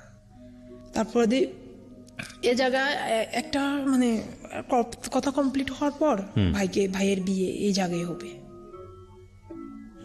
এই জায়গায় হবে, অন্য কোনো জায়গায় মানে এখানেই করবে আর কি। এখানে করবে অন্য একটা জায়গায় আর কি, ওইখানে আর করবে না, শেষ। এখানে করবে সব মুরব্বিরা মিলে ঠিক করে বিয়েটা কমপ্লিট হলো। বিয়েটা হলো, রাত্রে আমার ভাই বিয়ে করতে যাবে, যেহেতু এখন কাবিনটা হয়ে যাবে। হয়ে যাওয়ার 1 সপ্তাহ পরে ভাবিকে আমাদের বাড়িতে তুলে নিয়ে আসবে। এখন ভাবিকে তুলে নিয়ে আসার পর দিয়ে হলো কি, আমার ভাই বিয়েটা করার পর দিয়ে আমার ভাই এখনো বলতেছে না আমি তোমাকে ছাড়া যাব না। আমার ভাই যায় না। আমি বলতেছি ভাই কোনো সমস্যা নেই, তুমি আজকে যাও, অনুষ্ঠানের দিন আমি যাব। যেহেতু অনুষ্ঠানের ডেট দিয়েছো দুপুর লাঞ্চের টাইমে, আমি তখন যাব, আমি আজকে যাব না। বলতেছে না আমি যাব না। এখন আমার ভাই তো আমার জড়াদড়ি কি কান্না, দুনিয়াতে কোনো ভাই আছে, ভাই ঘরে রাখি আরেকটা ভাই বিয়ে করতে যায়। তখন আমার ভাই আমাকে ধরে কান্না করতেছে আর করতেছে, আমি যাব না যাব না। আমার ভাই রাত্রে 9টা থেকে 11টা পর্যন্ত যাচ্ছে, উনি যাবে না, আমাকে ছাড়া যাবে না। আমি বলতেছি ভাইয়া তুমি যাও, কিচ্ছু হবে না। বলতেছে তুই সব করস, তুই যাবি না, এটা কি হয়? তারপর ভাই বিয়ে করতে গেছে, কান্নাকাটি করে বিয়ে করতে গেছে। যাক, ভাই তো অলরেডি কাবিন হয়ে গেছে। হয়ে যাওয়ার পর ডেট হয়েছে, গা হলুদ অনুষ্ঠান, কিন্তু আমার বাড়ির থেকে কোনো টাকা নেই, টাকা নেয়। তো অনেক বড় করে অনুষ্ঠান করবো, যেহেতু আমার মা বলতেছে আমার তো একটা সন্তান অসুস্থ, ছোট ছেলেটা এখন ছোট, আমি আমার এই ছেলেটা অনুষ্ঠান অনেক বড় করে করবো। তো গরু টরু কিনা হয়ে গেছে, অনেক বড় করে অনুষ্ঠান করবো, সব হচ্ছে, গায়ে হলুদের হচ্ছে, সবই হচ্ছে। হওয়ার পরে যখন ভাইয়াকে বিয়ে করে আনলো, ভাইয়া যখন বিয়ের দিন, তখন এটা আসলে বলতে লজ্জা লাগে। আমার ভাইয়াকে বিয়ে করে আমরা আগের দিন গিয়েছি, আমি যাই না। তারপর আমার ভাইয়া একই অবস্থা, কোনো গায়ে হলুদ। আজ পর্যন্ত আমি একটা পিক তুলি না, আমার নিজে কখনো আয়নার সামনে দাঁড়ায় আমি দেখি না যে আমাকে দেখতে কেমন দেখায়। আমি মনে হয় যে কোথাও গেলে মনে হয় যে আমি একটা আপনি চিড়িয়াখানাতে মানুষ লোক যাই দেখে, কিন্তু মানুষ পুষাপুষি করে না, যেটা বাঘে দেখতেছি, কিন্তু আমাকে নিয়ে পুষাপুষি করে চোখের আড়ালে কথার পেছে, মাথার উপর দিয়ে কথা ঘুরিয়ে, আমাকে নিয়ে পুষাপুষি করে মানুষ। তো আমি যাই না। এমনি ওদের বাড়ির সকল মেহমান চলে আসতেছে, আসলে অনেক কথা আমি রেখে দিয়েছি, পিছের অনেক কথা। বলেন। হলো কি, এই যে আমার 1টা বাজে, তখন গায়ে সব শেষ। আমার ভাই বিয়ে করে আগের দিন বউ নিয়ে আসছে, বউ নিয়ে আসার পর পরের দিন আবার বৌভাত অনুষ্ঠানের পরে ভাইদের বাড়িতে শ্বশুর বাড়িতে মেহমান আছে, তারাও একই সিস্টেম, সব পুষি ও আল্লাহ ছেলের বাড়িতে একটা হিজলা, এই ধরনের কথা বলতেছে আর পুষাপুষি করতেছে। এর ভিতরে ওদের বাড়িতে আমি না যাওয়াতেও ওদের বাড়িতে কথা হয়েছে, এটা নিয়ে আমার বোন ঝগড়া নিয়ে লেগে ওই বাড়ি থেকে আসছে, আগের দিন বিয়ের দিন ভাবিকে আনা, বুঝতে পেরেছি। ঝগড়া লাগেই আমার বোন চলে আসছে না খাওয়া দাওয়া করে। অলরেডি আমাদের বাড়ির 500 মেহমান গেছে, 200 মেহমান না খেয়ে চলে আসছে। এটা নিয়ে অনেকটা একটা ঝামেলা হয়ে গেছে, একবার ঝামেলা ভজঘট অবস্থা, যেটাকে বলে অবস্থার মতো আর কি হয়েছে। আর আমার বোন মেহমানদেরকে নিয়ে চলে আসছে। আসার পর হলো কি, যাক ভাইয়ের বিয়ের অনুষ্ঠান করতেছেন, হঠাৎ করে প্রত্যেকে কে জানি বললো ওদের ঘরে একটা আছে, হঠাৎ করে যারা রোডের ঘাটে থাকে, আমি ওদেরকে অসম্মান করি না, ওনারা গেল 4-5 জন গিয়ে বলতেছে টাকা দাও, টাকা দিবে। মা 5,000 টাকা দেওয়া হবে না, 5,000 টাকা দেওয়া হবে না, 20,000 টাকা দাও। তো মা বলতেছে, মা তো জানে না এটা, আমার মামাকে বলতেছে দাও, যা চাচ্ছে তাই দিয়ে দাও। আমার মা বললো কেন এত দিব, বিয়েতে আসলে এই যে কি যে হাতে তালি, তোর ঘরে তো এমন একটা আছে, ওকে নিচ্ছে কে বলেছে? কারণ আমি তো কোনো ওদের সাথে মিশি না, বা আমি ওদেরকে চিনিও না, নিচ্ছে ওনাদেরকে কেউ বলেছে। আরে কি অবস্থা, কি যে আবার একই অবস্থা রান্নাঘাটে বিয়ের দিন, বৌভাতের দিন কান্নাকাটি। আমি যে কি যে লজ্জা পাইছি মানুষের সামনে। তো টাকা দিলেন? টাকা দিয়ে তারপরে বিদায় করে দিয়ে পরে আমার মা আমার ভাইয়ের শ্বশুর বাড়ি থেকে আসছে, একই কথা, এটা নিয়ে অনেক ঝামেলা হয়েছে। হওয়ার পরে দিয়ে আমার মা আমার ভাবির হাতে আমাকে তুলে দিয়ে মা বলতেছে, মা তুমি আমাকে দেখো না, কাউকে দেখার দরকার নেই, শুধু তুমি আমার এই সন্তানটাকে দেখো। আমি মরে গেলে আমার এই সন্তানটার কি উপায় হবে, কার কাছে যাবে? ইভেন আমি আমার ভাবিকে পায়ে দই সালাম দিয়ে, যেহেতু আমার মায়ের পরে দ্বিতীয় মা আমি।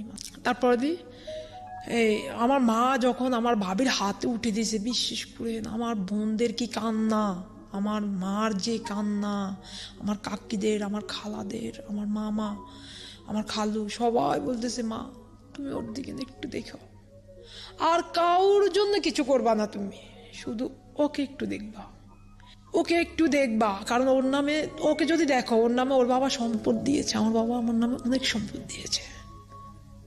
যেহেতু যখন আমার বাবা আমার অসুস্থতার কথা জানছে, আমার কেনার সময় আমার নামে দিয়েছে, ইভেন বাজারের দোকানটা আমার নামে দিয়েছে। সম্পদ দিয়েছে কারণ আপনার বাবা চিন্তা করেছে কোনো কারণে যখন আমি থাকবো না তখন আমার মেয়েটার কি হবে বা আমার ছেলেটার কি হবে, এটা ভেবে বাবা আমাকে অনেক সম্পদ দিয়েছে, এবং দোকানটা আমাকে দিয়েছে। ফ্যামিলি মেম্বাররা তাতে কোনো সমস্যা করেনি, সবাই রাজি ছিল। হ্যাঁ, তারপর দিয়ে হওয়ার পর দিয়ে হলো কি, এই তো আমার ভাই একদিন কি হলো, বিয়ে পরে দিয়ে আমার থেকে বললো যে আমার নানি শাশুড়ি অসুস্থ, তুমি আমাকে টাকা 10,000 দাও। আমার ভাবি না বললো তো, ওনার মা জানতো না এই কথাটা, বলেছে উনি ওনার ভাই থেকে বলছে তুমি তোমার টাকা তোমার ভাইয়ের অ্যাকাউন্টে থাকে কেন, কিন্তু আমার ভাই কত টাকা নিয়ে বাংলাদেশে আসছে আমি তো জানি। আমার ভাই মাত্র 13,000 টাকা 33,000 টাকা নিয়ে বাংলাদেশে আসছে, অথচ আমি ভাইয়ের বিয়েতে প্রায় 15 লাখ টাকা খরচ করে ফেলেছি, সব টাকা ঋণ করে, বা বোনেরা দিয়েছে বা নিয়েছি পরে দেব, বাবা দিয়েছে 5 লাখ, বাবা তখন বাইরে, বাবা দিয়েছে, দিয়ে অনুষ্ঠান করে ভাবিকে এনেছি। ভাবিকে আনার পর হলো কি, একদিন রাত প্রায়, তখন কিন্তু বিশ্বকাপ খেলা চলতেছে, ওয়ার্ল্ড মানে ফুটবল বিশ্বকাপ, তখন আমি বিশ্বকাপ খেলা দেখি অনেক রাত্রি বাসে আসতাম, একটু রাত করে করে আসতাম, সমস্যা হতো না, ইনশাল্লাহ আমাকে কেউ সমস্যা করতো না বা কিছু বলতো না। বাজার এবং বাড়ি প্রায় কাছাকাছি। আচ্ছা, কাছাকাছি তো হলো কি, এখন বাসায় না গিয়ে হাঁসের মাংস আর পাকাইছে, এই যে আপনার শোল মাছ পাকাইছে, এখন আমি এটা খাই নাই, না এর ভিতরে আমাকে নিয়ে অনেক কথা উঠেছে। আচ্ছা, আমার ভাইয়ের শ্বশুর ভাইয়েরা অনেক কথা উঠেছে, এটা সেটা ওটা বিভিন্ন কথা উঠছে, যে ওর এমন একটা ভাই আছে, এটা সেটা ওটা। তারপর যেহেতু আমার অ্যাকাউন্টে ভাই টাকা দেয়, আমার অ্যাকাউন্টে কেন ভাইয়ার টাকা থাকে, কিন্তু আমার ভাই যে কি দেয় সেটা আমি জানি, কিন্তু আমার বাবার টাকা দিয়ে সব চলতেছে। আচ্ছা, তো হলো কি, আমার মা কি বললো যে আমার ভাবিকে বললো যে দেখো তুমি ওর জন্য 2টা ইলিশ মাছ ভাজি করে রাখো, ও তো হাঁসের মাংস খায় না। আমার ভাবি কেন জানি না, আমার ভাবি কেন জানি করে নাই, হয়তো ওনার মনে ছিল না, আমি যে বলবো উনি ইন্টেনশনালি করছে তা না, আমি জানি না, করে না দেখি। এখন আসি আমি রাত্রে প্রায় 1টা বাজে, আমি ভাত খেতে বসছি, এখন আমি দেখি মানে টেবিলের উপরে হাঁসের মাংস আর শোল মাছ। তো আমি বলতেছি যে শোল মাছ হাঁসের মাংস খাবো, আমি তো এগুলা খাই না, তো আমি কাঁচামরিচ দিয়ে ভাত একটু খেয়ে আমি আমার রুমে ঢুকে গেছি। এখন আমার মায় তাকায় থাকি, বলতেছে যে হাঁসের মাংস দেখে ভাত খাচ্ছে না, আমি যে বউকে বললাম যে 2টা মাছ ভাজি করে রাখো, আমার সন্তানটা তো এইসব খায় না, ও তো রাখলো না। তখন আমার মার মনে অনেক বড় দুঃখ হয়েছে, মা কি করলো জানেন, কান্না কিচ্ছু করে না, মা যায় শুয়ে যায়, দেখি মা শুয়ে থাকি, রাত্রে অত কান্না করে না, মা নামাজ পড়ছে, তাহাজ্জুদ নামাজ পড়ে মা বলতেছে যে আমি কি মাছ ভাজি করে দিব, আমি কিছু মা সমস্যা না, যেহেতু তুমি অসুস্থ, না ডায়াবেটিস, প্রেশার, কোলেস্ট্রল, ওনার কিডনির সমস্যা, মা তুমি যেহেতু অসুস্থ তুমি শুয়ে থাকো, আমার লাগবে না কিছু। তা আমি শুয়ে পড়লাম, আর মা হয়তো ভাবলো, ভোর রাত্রে মা কানলো যে আরে আমার সন্তানটার, আমার বোন কিন্তু ওনার হাজবেন্ডের বাড়িতে গেছে, আচ্ছা, যেহেতু আমার বোন থাকলে আমার বোনকে বরাবর বলতো। তো মা আসার পরে রাত, মা ভোর সকালে ফজর নামাজ পড়ে নানুদের বাড়িতে গেছে, নানুদের বাড়ি আমাদের বাড়ি কাছাকাছি, মানে একেবারে আমরা একটু এদিকে চলে আসছি, নানুরা একটু ওইদিকে গেছে, কাছাকাছি চলে যায়। আমার 5 মামিদেরকে কাঁদে বলতেছে আমার সন্তানটার কদর উঠে গেছে রে, আমার সন্তানটা এখন আমি জীবিত থাকতে খানা পাচ্ছে না, দিচ্ছে না, আমার মনে হয় আমি মরে গেলে আমার সন্তানটাকে কেউ দেখবে না। এই 5 মামির গলা চেপে ধরে মা প্রায় 2 ঘন্টার মতো কাঁদছে, কিন্তু আমি সেটা পরে জানছি, তখন জানতাম না, 3-4 দিন পরে জানছি, বা হয় না নানু বলছে আমাদের বাড়িতে আসে কান্না টান্না করে। আমার নানাদের ফ্যামিলি অনেক বেটার, আমার বাবার ফ্যামিলি থেকে ওনারা অনেক মানে তো মা যে আমার 5 মামিকে বলছে যে আমি মরে গেলে আমার সন্তানটা যেন 1 ঘন্টা আগে মারা যায়। আহা, এই জীবন, এটা একটা জীবন উপাখ্যান, এবং এত কিছু হয় আমাদের সমাজে, এত এত বিষয় নিয়ে কথাবার্তা হয়। আমরা এগিয়ে যাচ্ছি, বাংলাদেশকে বলা হয় যে এশিয়ান টাইগার এবং রাইজিং টাইগার। আমাদের উন্নতি হচ্ছে অর্থনৈতিকভাবে, আমাদের এই সেন্সিটিভ জায়গাগুলো নিয়ে কাজ করা উচিত, খুব বেশি কাজ করা উচিত।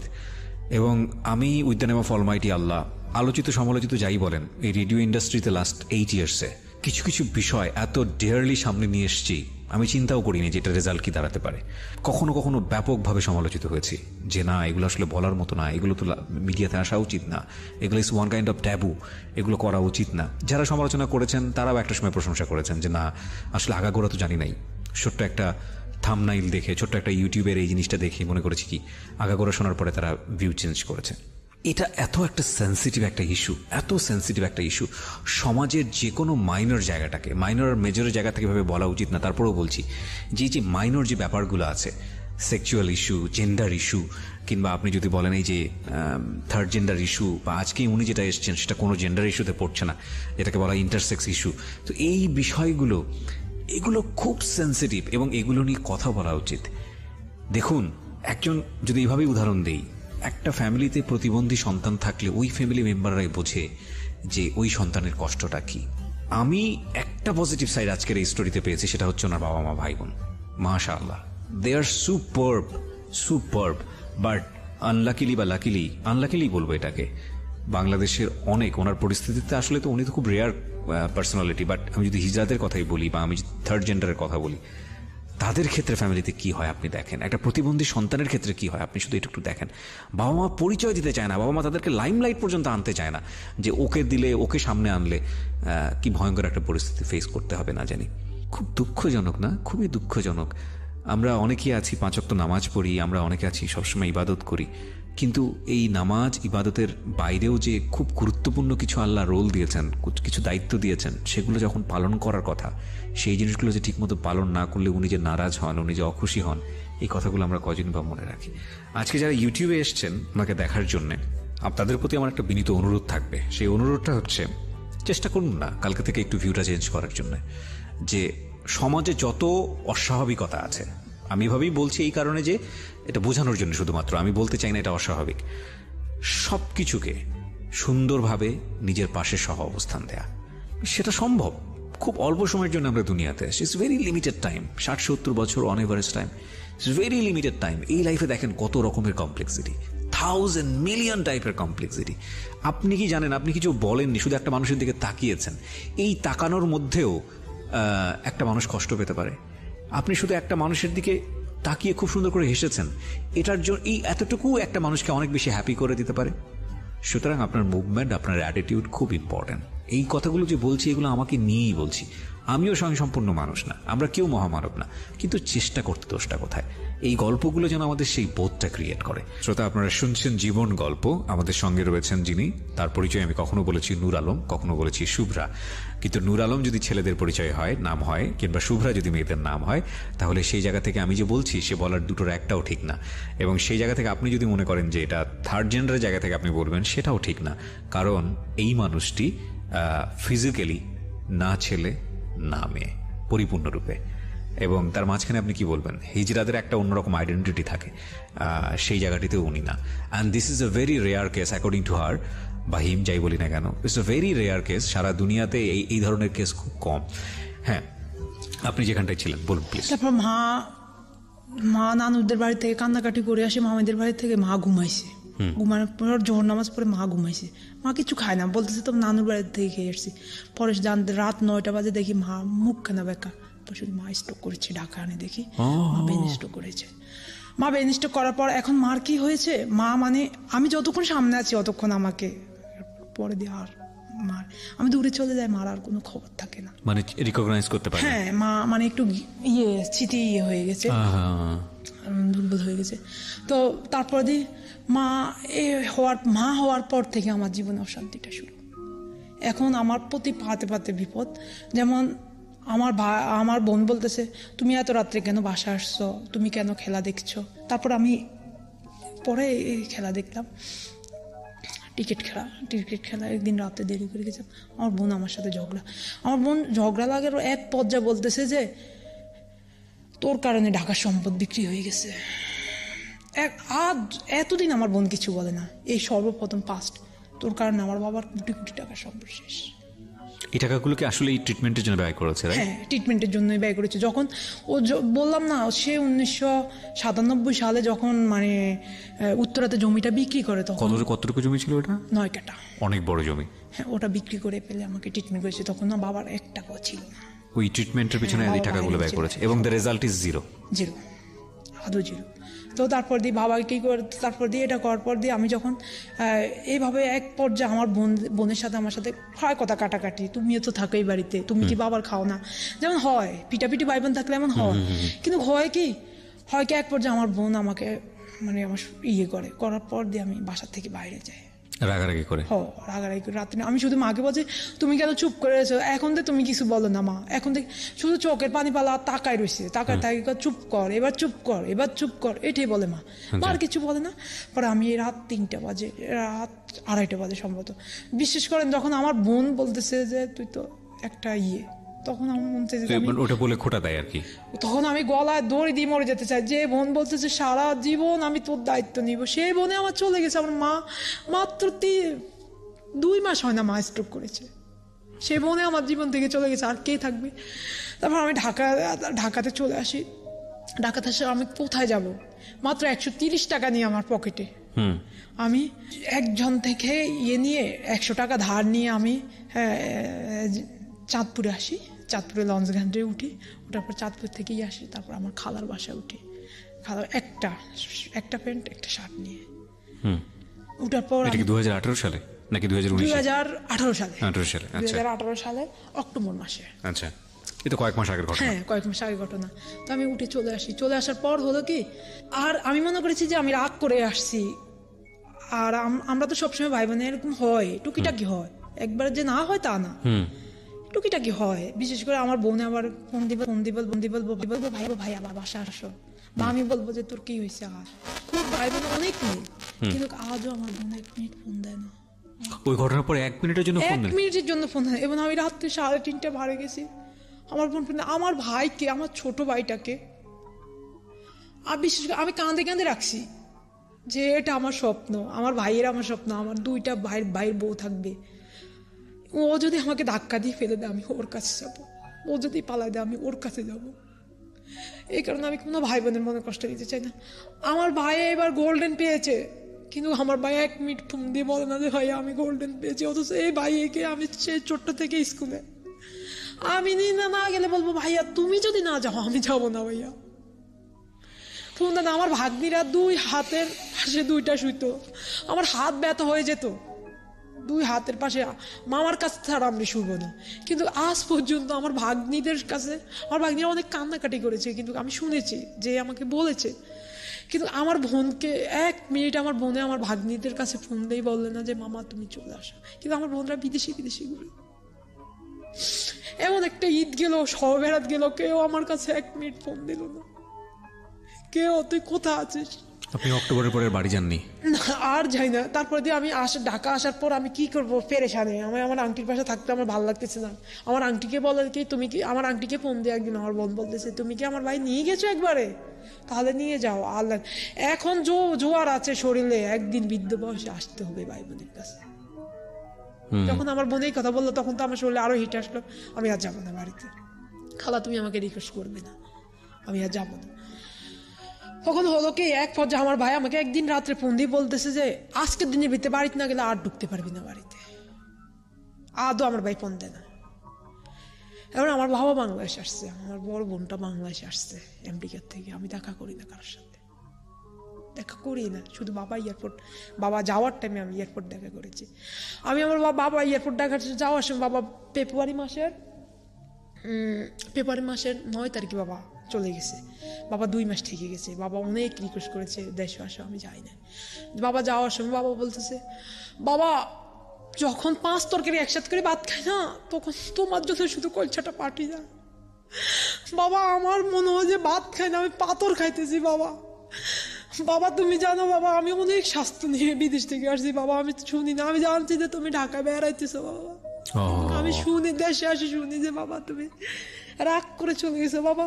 সবাই সংসার নিয়ে ভাবে বাবা, তোমার নিয়ে কেউ ভাবে না বাবা। এখন সবার সংসার হয়ে গেছে, কেউ বউ হয়েছে, কেউ সন্তান হয়েছে, তাদেরকে নিয়ে বাবা তোমার কথা এখন আর কেউ ভাবে না বাবা।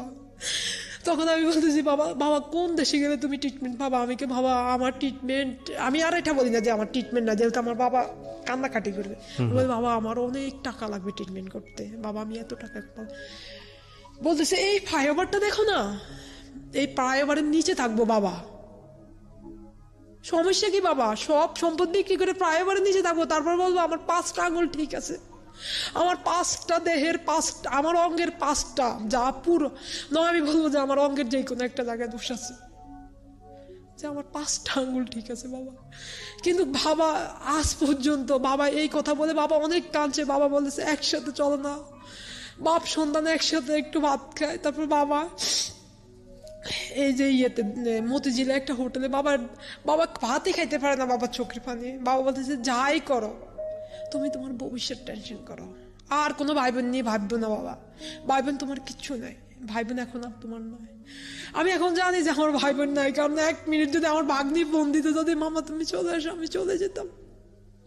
যে আমার ভাগ্নিরা আমার কলিজার টুকরা, আমি জানেন বাসার থেকে বেরোলে আমি ছেলে, ঘরে আসলে যে এরা আমার গর্বের থেকে হয়েছে, আমি এটা ফিল করি। আমি আমার ভাগ্নিদের যে কত কষ্ট করেছে, 2 ভাগ্নি 2 হাতের উপরে থাকতো, আমি বলতাম না যে আমার হাত ব্যথা হয়ে গেছে, সারা রাত আমার কাছে তারপর ঢাকাতে আসি, আমার বন্ধুর সাথে আমি এই যে ইন্টারনেটে আমি অনন্যা বণিক, ওনার সাথে আমার কথা হয়, 3rd জেন্ডার। আচ্ছা, আমি ওনার কাছে যাওয়ার পর এক মাধ্যমে ওনার কাছে যাওয়ার আগে আমার জাতীয় মানবাধিকার আমি ঢুকি, যে আমাদের নিয়ে কি কোনো হচ্ছে। ওকে, জাতীয় মানবাধিকার বলতেছে যে আমরা বাইরে দেখেছি 2-3 জন আছে, অত নয়, তোমার মতো কম জন্ম হয়, তোমার মতো এটা নিয়ে, এই জন্য তোমাদের নিয়ে আমাদের কোনো ইস্যু নাই। হ্যাঁ, যৌন এবং অন্ডকোষ নিয়ে কম জন্ম হয়। হ্যাঁ, তো তুমি আসছো, তখন জাতীয় মানবাধিকার আমাকে রয়্যাল বেয়ার ঠিকানা দিয়ে, বন্ধু সোশ্যাল যারা এনজিও কাজ করে 3rd জেন্ডার হিজড়া জনগোষ্ঠী নিয়ে, পিছিয়ে যাওয়ার পড়া জনগোষ্ঠী নিয়ে, তখন রয়্যাল বেয়ারের কাছে আমি যাই। রয়্যাল বেয়ারের কাছে যাওয়ার পর রয়্যাল বেয়ার আমার কথাগুলো শুনে রয়্যাল বেয়ার আমাকে সাহস দিয়েছে যে তুমি বাঁচার মতো বাঁচো, তুমি বাঁচতে হবে, তুমি বলবা যে এটা তোমাকে আল্লাহ দিয়েছে। তখন আমি রয়্যাল বেয়ার আমাকে এই যে বলতেছে তুমি আসো আমাদের প্রোগ্রামগুলোতে আসো। আমি যাই, 2-1টা প্রোগ্রামে যাই, গেলে আমার একটু ভাল লাগে যে আমি প্রোগ্রামগুলো দেখতেছি, বিকজ আপনি আপনার মতো কমিউনিটির মানুষ পাচ্ছেন।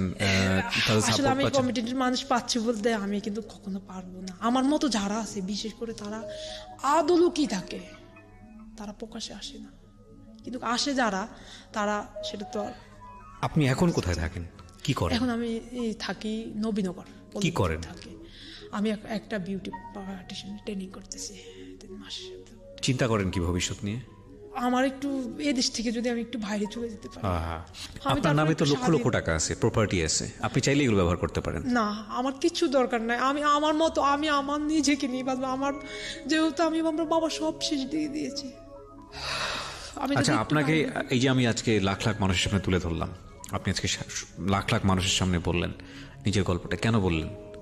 বললাম এই কারণে বললাম যে যেহেতু মানুষ জানুক, আমাদের নিয়ে মানুষ ভাবুক, আমরা যে ইন্টারসেক্স পার্সন যারা আছি বিশেষ করে তারাও ঘর থেকে বাইরেতেছে না। আমার সাথে একজন সাথে পরিচয় আছে, তারও সেম একই কষ্ট, একই কান্না। এই সেক্স আইডেন্টিটিটাই কি সবকিছু মানুষের জীবনে? মনে হয়তো তাই, আমি জানি না। না, আমার কাছে কেন যদি মনে হয় বিষয়টা এরকম না। বিষয়টা হচ্ছে আমার মতো আরেকজন মানুষ না, সে একটু অন্যরকম, তাকে আমি রিসিভ করতে পারছি না। এই জায়গাটাই হচ্ছে সবচেয়ে বড় সমস্যা। হ্যাঁ, আমার কথা হয়েছে আমার মতো যারা আছে, আমি যেন 5 জন মানুষকে আমি একটু মানে ওদের লেখাপড়ার বা দায়িত্ব নিতে পারে, আল্লাহ পাক আমাকে সে তৌফিকটা দেখ। কারণ বিশেষ করে জানেন ওরা এই পর্যায়ে হয়, ছেলে হিসেবে বেশ চলে আসে, ওরা কিছু করতে পারে না। ওদের সবচেয়ে বড় সমস্যা ওরা না পারে হাত পাততে, না পারে কারোর কাছে বলতে, ওরা কোনো সমাজে আসতে চাচ্ছে না। ওরা খুবই কষ্টে আসে, বিশ্বাস করেন ওরা খুব কষ্টে আছে। যারা আছে তারা বিশেষ করে কষ্ট আছে, ওরা বাইরে জগৎটাই চিনে না। আজকের এই অনুষ্ঠানের মাধ্যমে আমার জানা ছিল না আপনাদের সম্পর্কে, আমি সত্য কথা বলি, আমি কনফেস করছি, আমার একেবারেই জানা ছিল না। থার্ড জেন্ডার সম্পর্কে আমি জানি, থার্ড জেন্ডার অনেক ধরনের থার্ড জেন্ডারকে নিয়ে আমি ডিল করেছি, কিন্তু আজকে আপনি যে জায়গাটা থেকে আজকে এখানে এসে ফেস করলেন, এটা ফার্স্ট টাইম আমার জানা। আমি নিশ্চয়ই এটা নিয়ে পড়াশোনা করবো ইউটিউবে। আমি এই অনুষ্ঠানের মাধ্যমে একটা অ্যানাউন্সমেন্ট করতে চাই, যারা ওনার মতো আছেন সমাজে, যারা আপনাদের স্টোরিগুলো বলতে চান, you guys are most welcome. আমি জানি পৃথিবীর কোথাও যদি জায়গা না হয়, অন্তত এখানে 2 থেকে 2.5 ঘন্টা আমি আপনাকে বলছি, ঢাকা এফএম আমার এই অনুষ্ঠানে আপনার সুযোগ হবে, আপনারা বলবেন, ডেফিনেটলি বলবেন। এবং এই অনুষ্ঠানটাকে এটা একটা ভয়েস। দেখুন আজকে যে নুরুল আমিন বা শুভ্রা যাই বলি না কেন, উনি যে এসে যে গল্পটা বলে গেল, এই গল্পটা সারাটা জীবন থাকবে। এই গল্পটা একটা সময় গিয়ে হাজার হাজার মানুষকে সচেতন করবে, এবং আমি বিশ্বাস করি এটা একটা ভয়েস হলো, এটা একটা ম্যানিফেস্টো হলো আজকের এই গল্পটা। আমি আপনাকে ধন্যবাদ জানাই অন্তরের অন্তঃস্থল থেকে যে আপনি সাহস করে এসছেন এবং আপনি এই কথাগুলো বলেছেন। আজকে প্রথম থেকেই আমি যে জায়গাটায় দাঁড়িয়েছিলাম গল্পের, আমার কাছে মনে হচ্ছিল ফ্যামিলির জায়গাতে এসেও আমি শেষ পর্যন্ত একটা আত্মতৃপ্তি নিয়ে বের হয়ে যেতে পারবো, কিন্তু দিন শেষে আপনি আসলে একজন নিঃস্ব একটা মানুষ, আপনার কথা শুনে যেটা মনে হয়েছে। তবে একটা কথা ঠিক, আমি খুবই আল্লাহভীরু একজন মানুষ। ইবাদতের দিক থেকে হয়তো পরিপূর্ণরূপে তাকে সন্তুষ্ট করার জন্য যেভাবে করা উচিত সেটা পারি না, কিন্তু আমি মনে প্রাণে, আমার ফ্যামিলি ব্যাকগ্রাউন্ড থেকেই এরকম, আমার বাবা একজন মাওলানা ছিলেন, তো আমি সেই জায়গাটা থেকে বিশ্বাস করি যে প্রত্যেকটা মানুষ, প্রাণী জগতে যত প্রাণী আছে, প্রত্যেকটা প্রাণী আল্লাহ সৃষ্টি করেছেন কোনো না কোনো পার্টিকুলার মেসেজ, কোনো না কোনো পার্টিকুলার দায়িত্ব দিয়ে। তো আপনি পৃথিবীর সমস্ত মানুষ যদি আপনার কাছ থেকে আইসোলেটেড হয়ে যায়, তাহলে আমার মনে হয় একটা জায়গায় আপনার বিলিভ অবশ্যই রাখতে হবে, যেহেতু আপনি ধর্মকর্ম করেন সেই জায়গাটায়, সেটা হলো যে আপনি তাওয়াক্কালতু আলাল্লাহ। নিশ্চয়ই আল্লাহ আপনাকে একটা সার্টেন পিরিয়ড পর্যন্ত দুনিয়াতে রাখবেন, নিশ্চয়ই কোনো না কোনো দিক থেকে আপনাকে কিছু না কিছু করার জন্য পাঠিয়েছে, এবং সেটা ভালো কোনো কাজ নিশ্চয়ই। তো ঠিক আছে, আপনার হয়তো কষ্টের জায়গাটা অনেক বড়, যে মানুষ আপনাকে ভালোবাসাটা দিল না, মানুষ আপনাকে রেসপেক্ট দিল না, মানুষ আপনাকে সম্মান করলো না, ফ্যামিলির জায়গা থেকে আপনি শেষ পর্যন্ত এই জিনিসটা পেলেন না, কিন্তু আপনি করেন, আপনি আপনার জায়গা থেকে যতটুকু আছে এতটুকু নিয়ে আপনি আপনার নিজের জন্য করেন, আপনি আপনার ওই ডিস্ট্রেস পিপলদের জন্য করেন।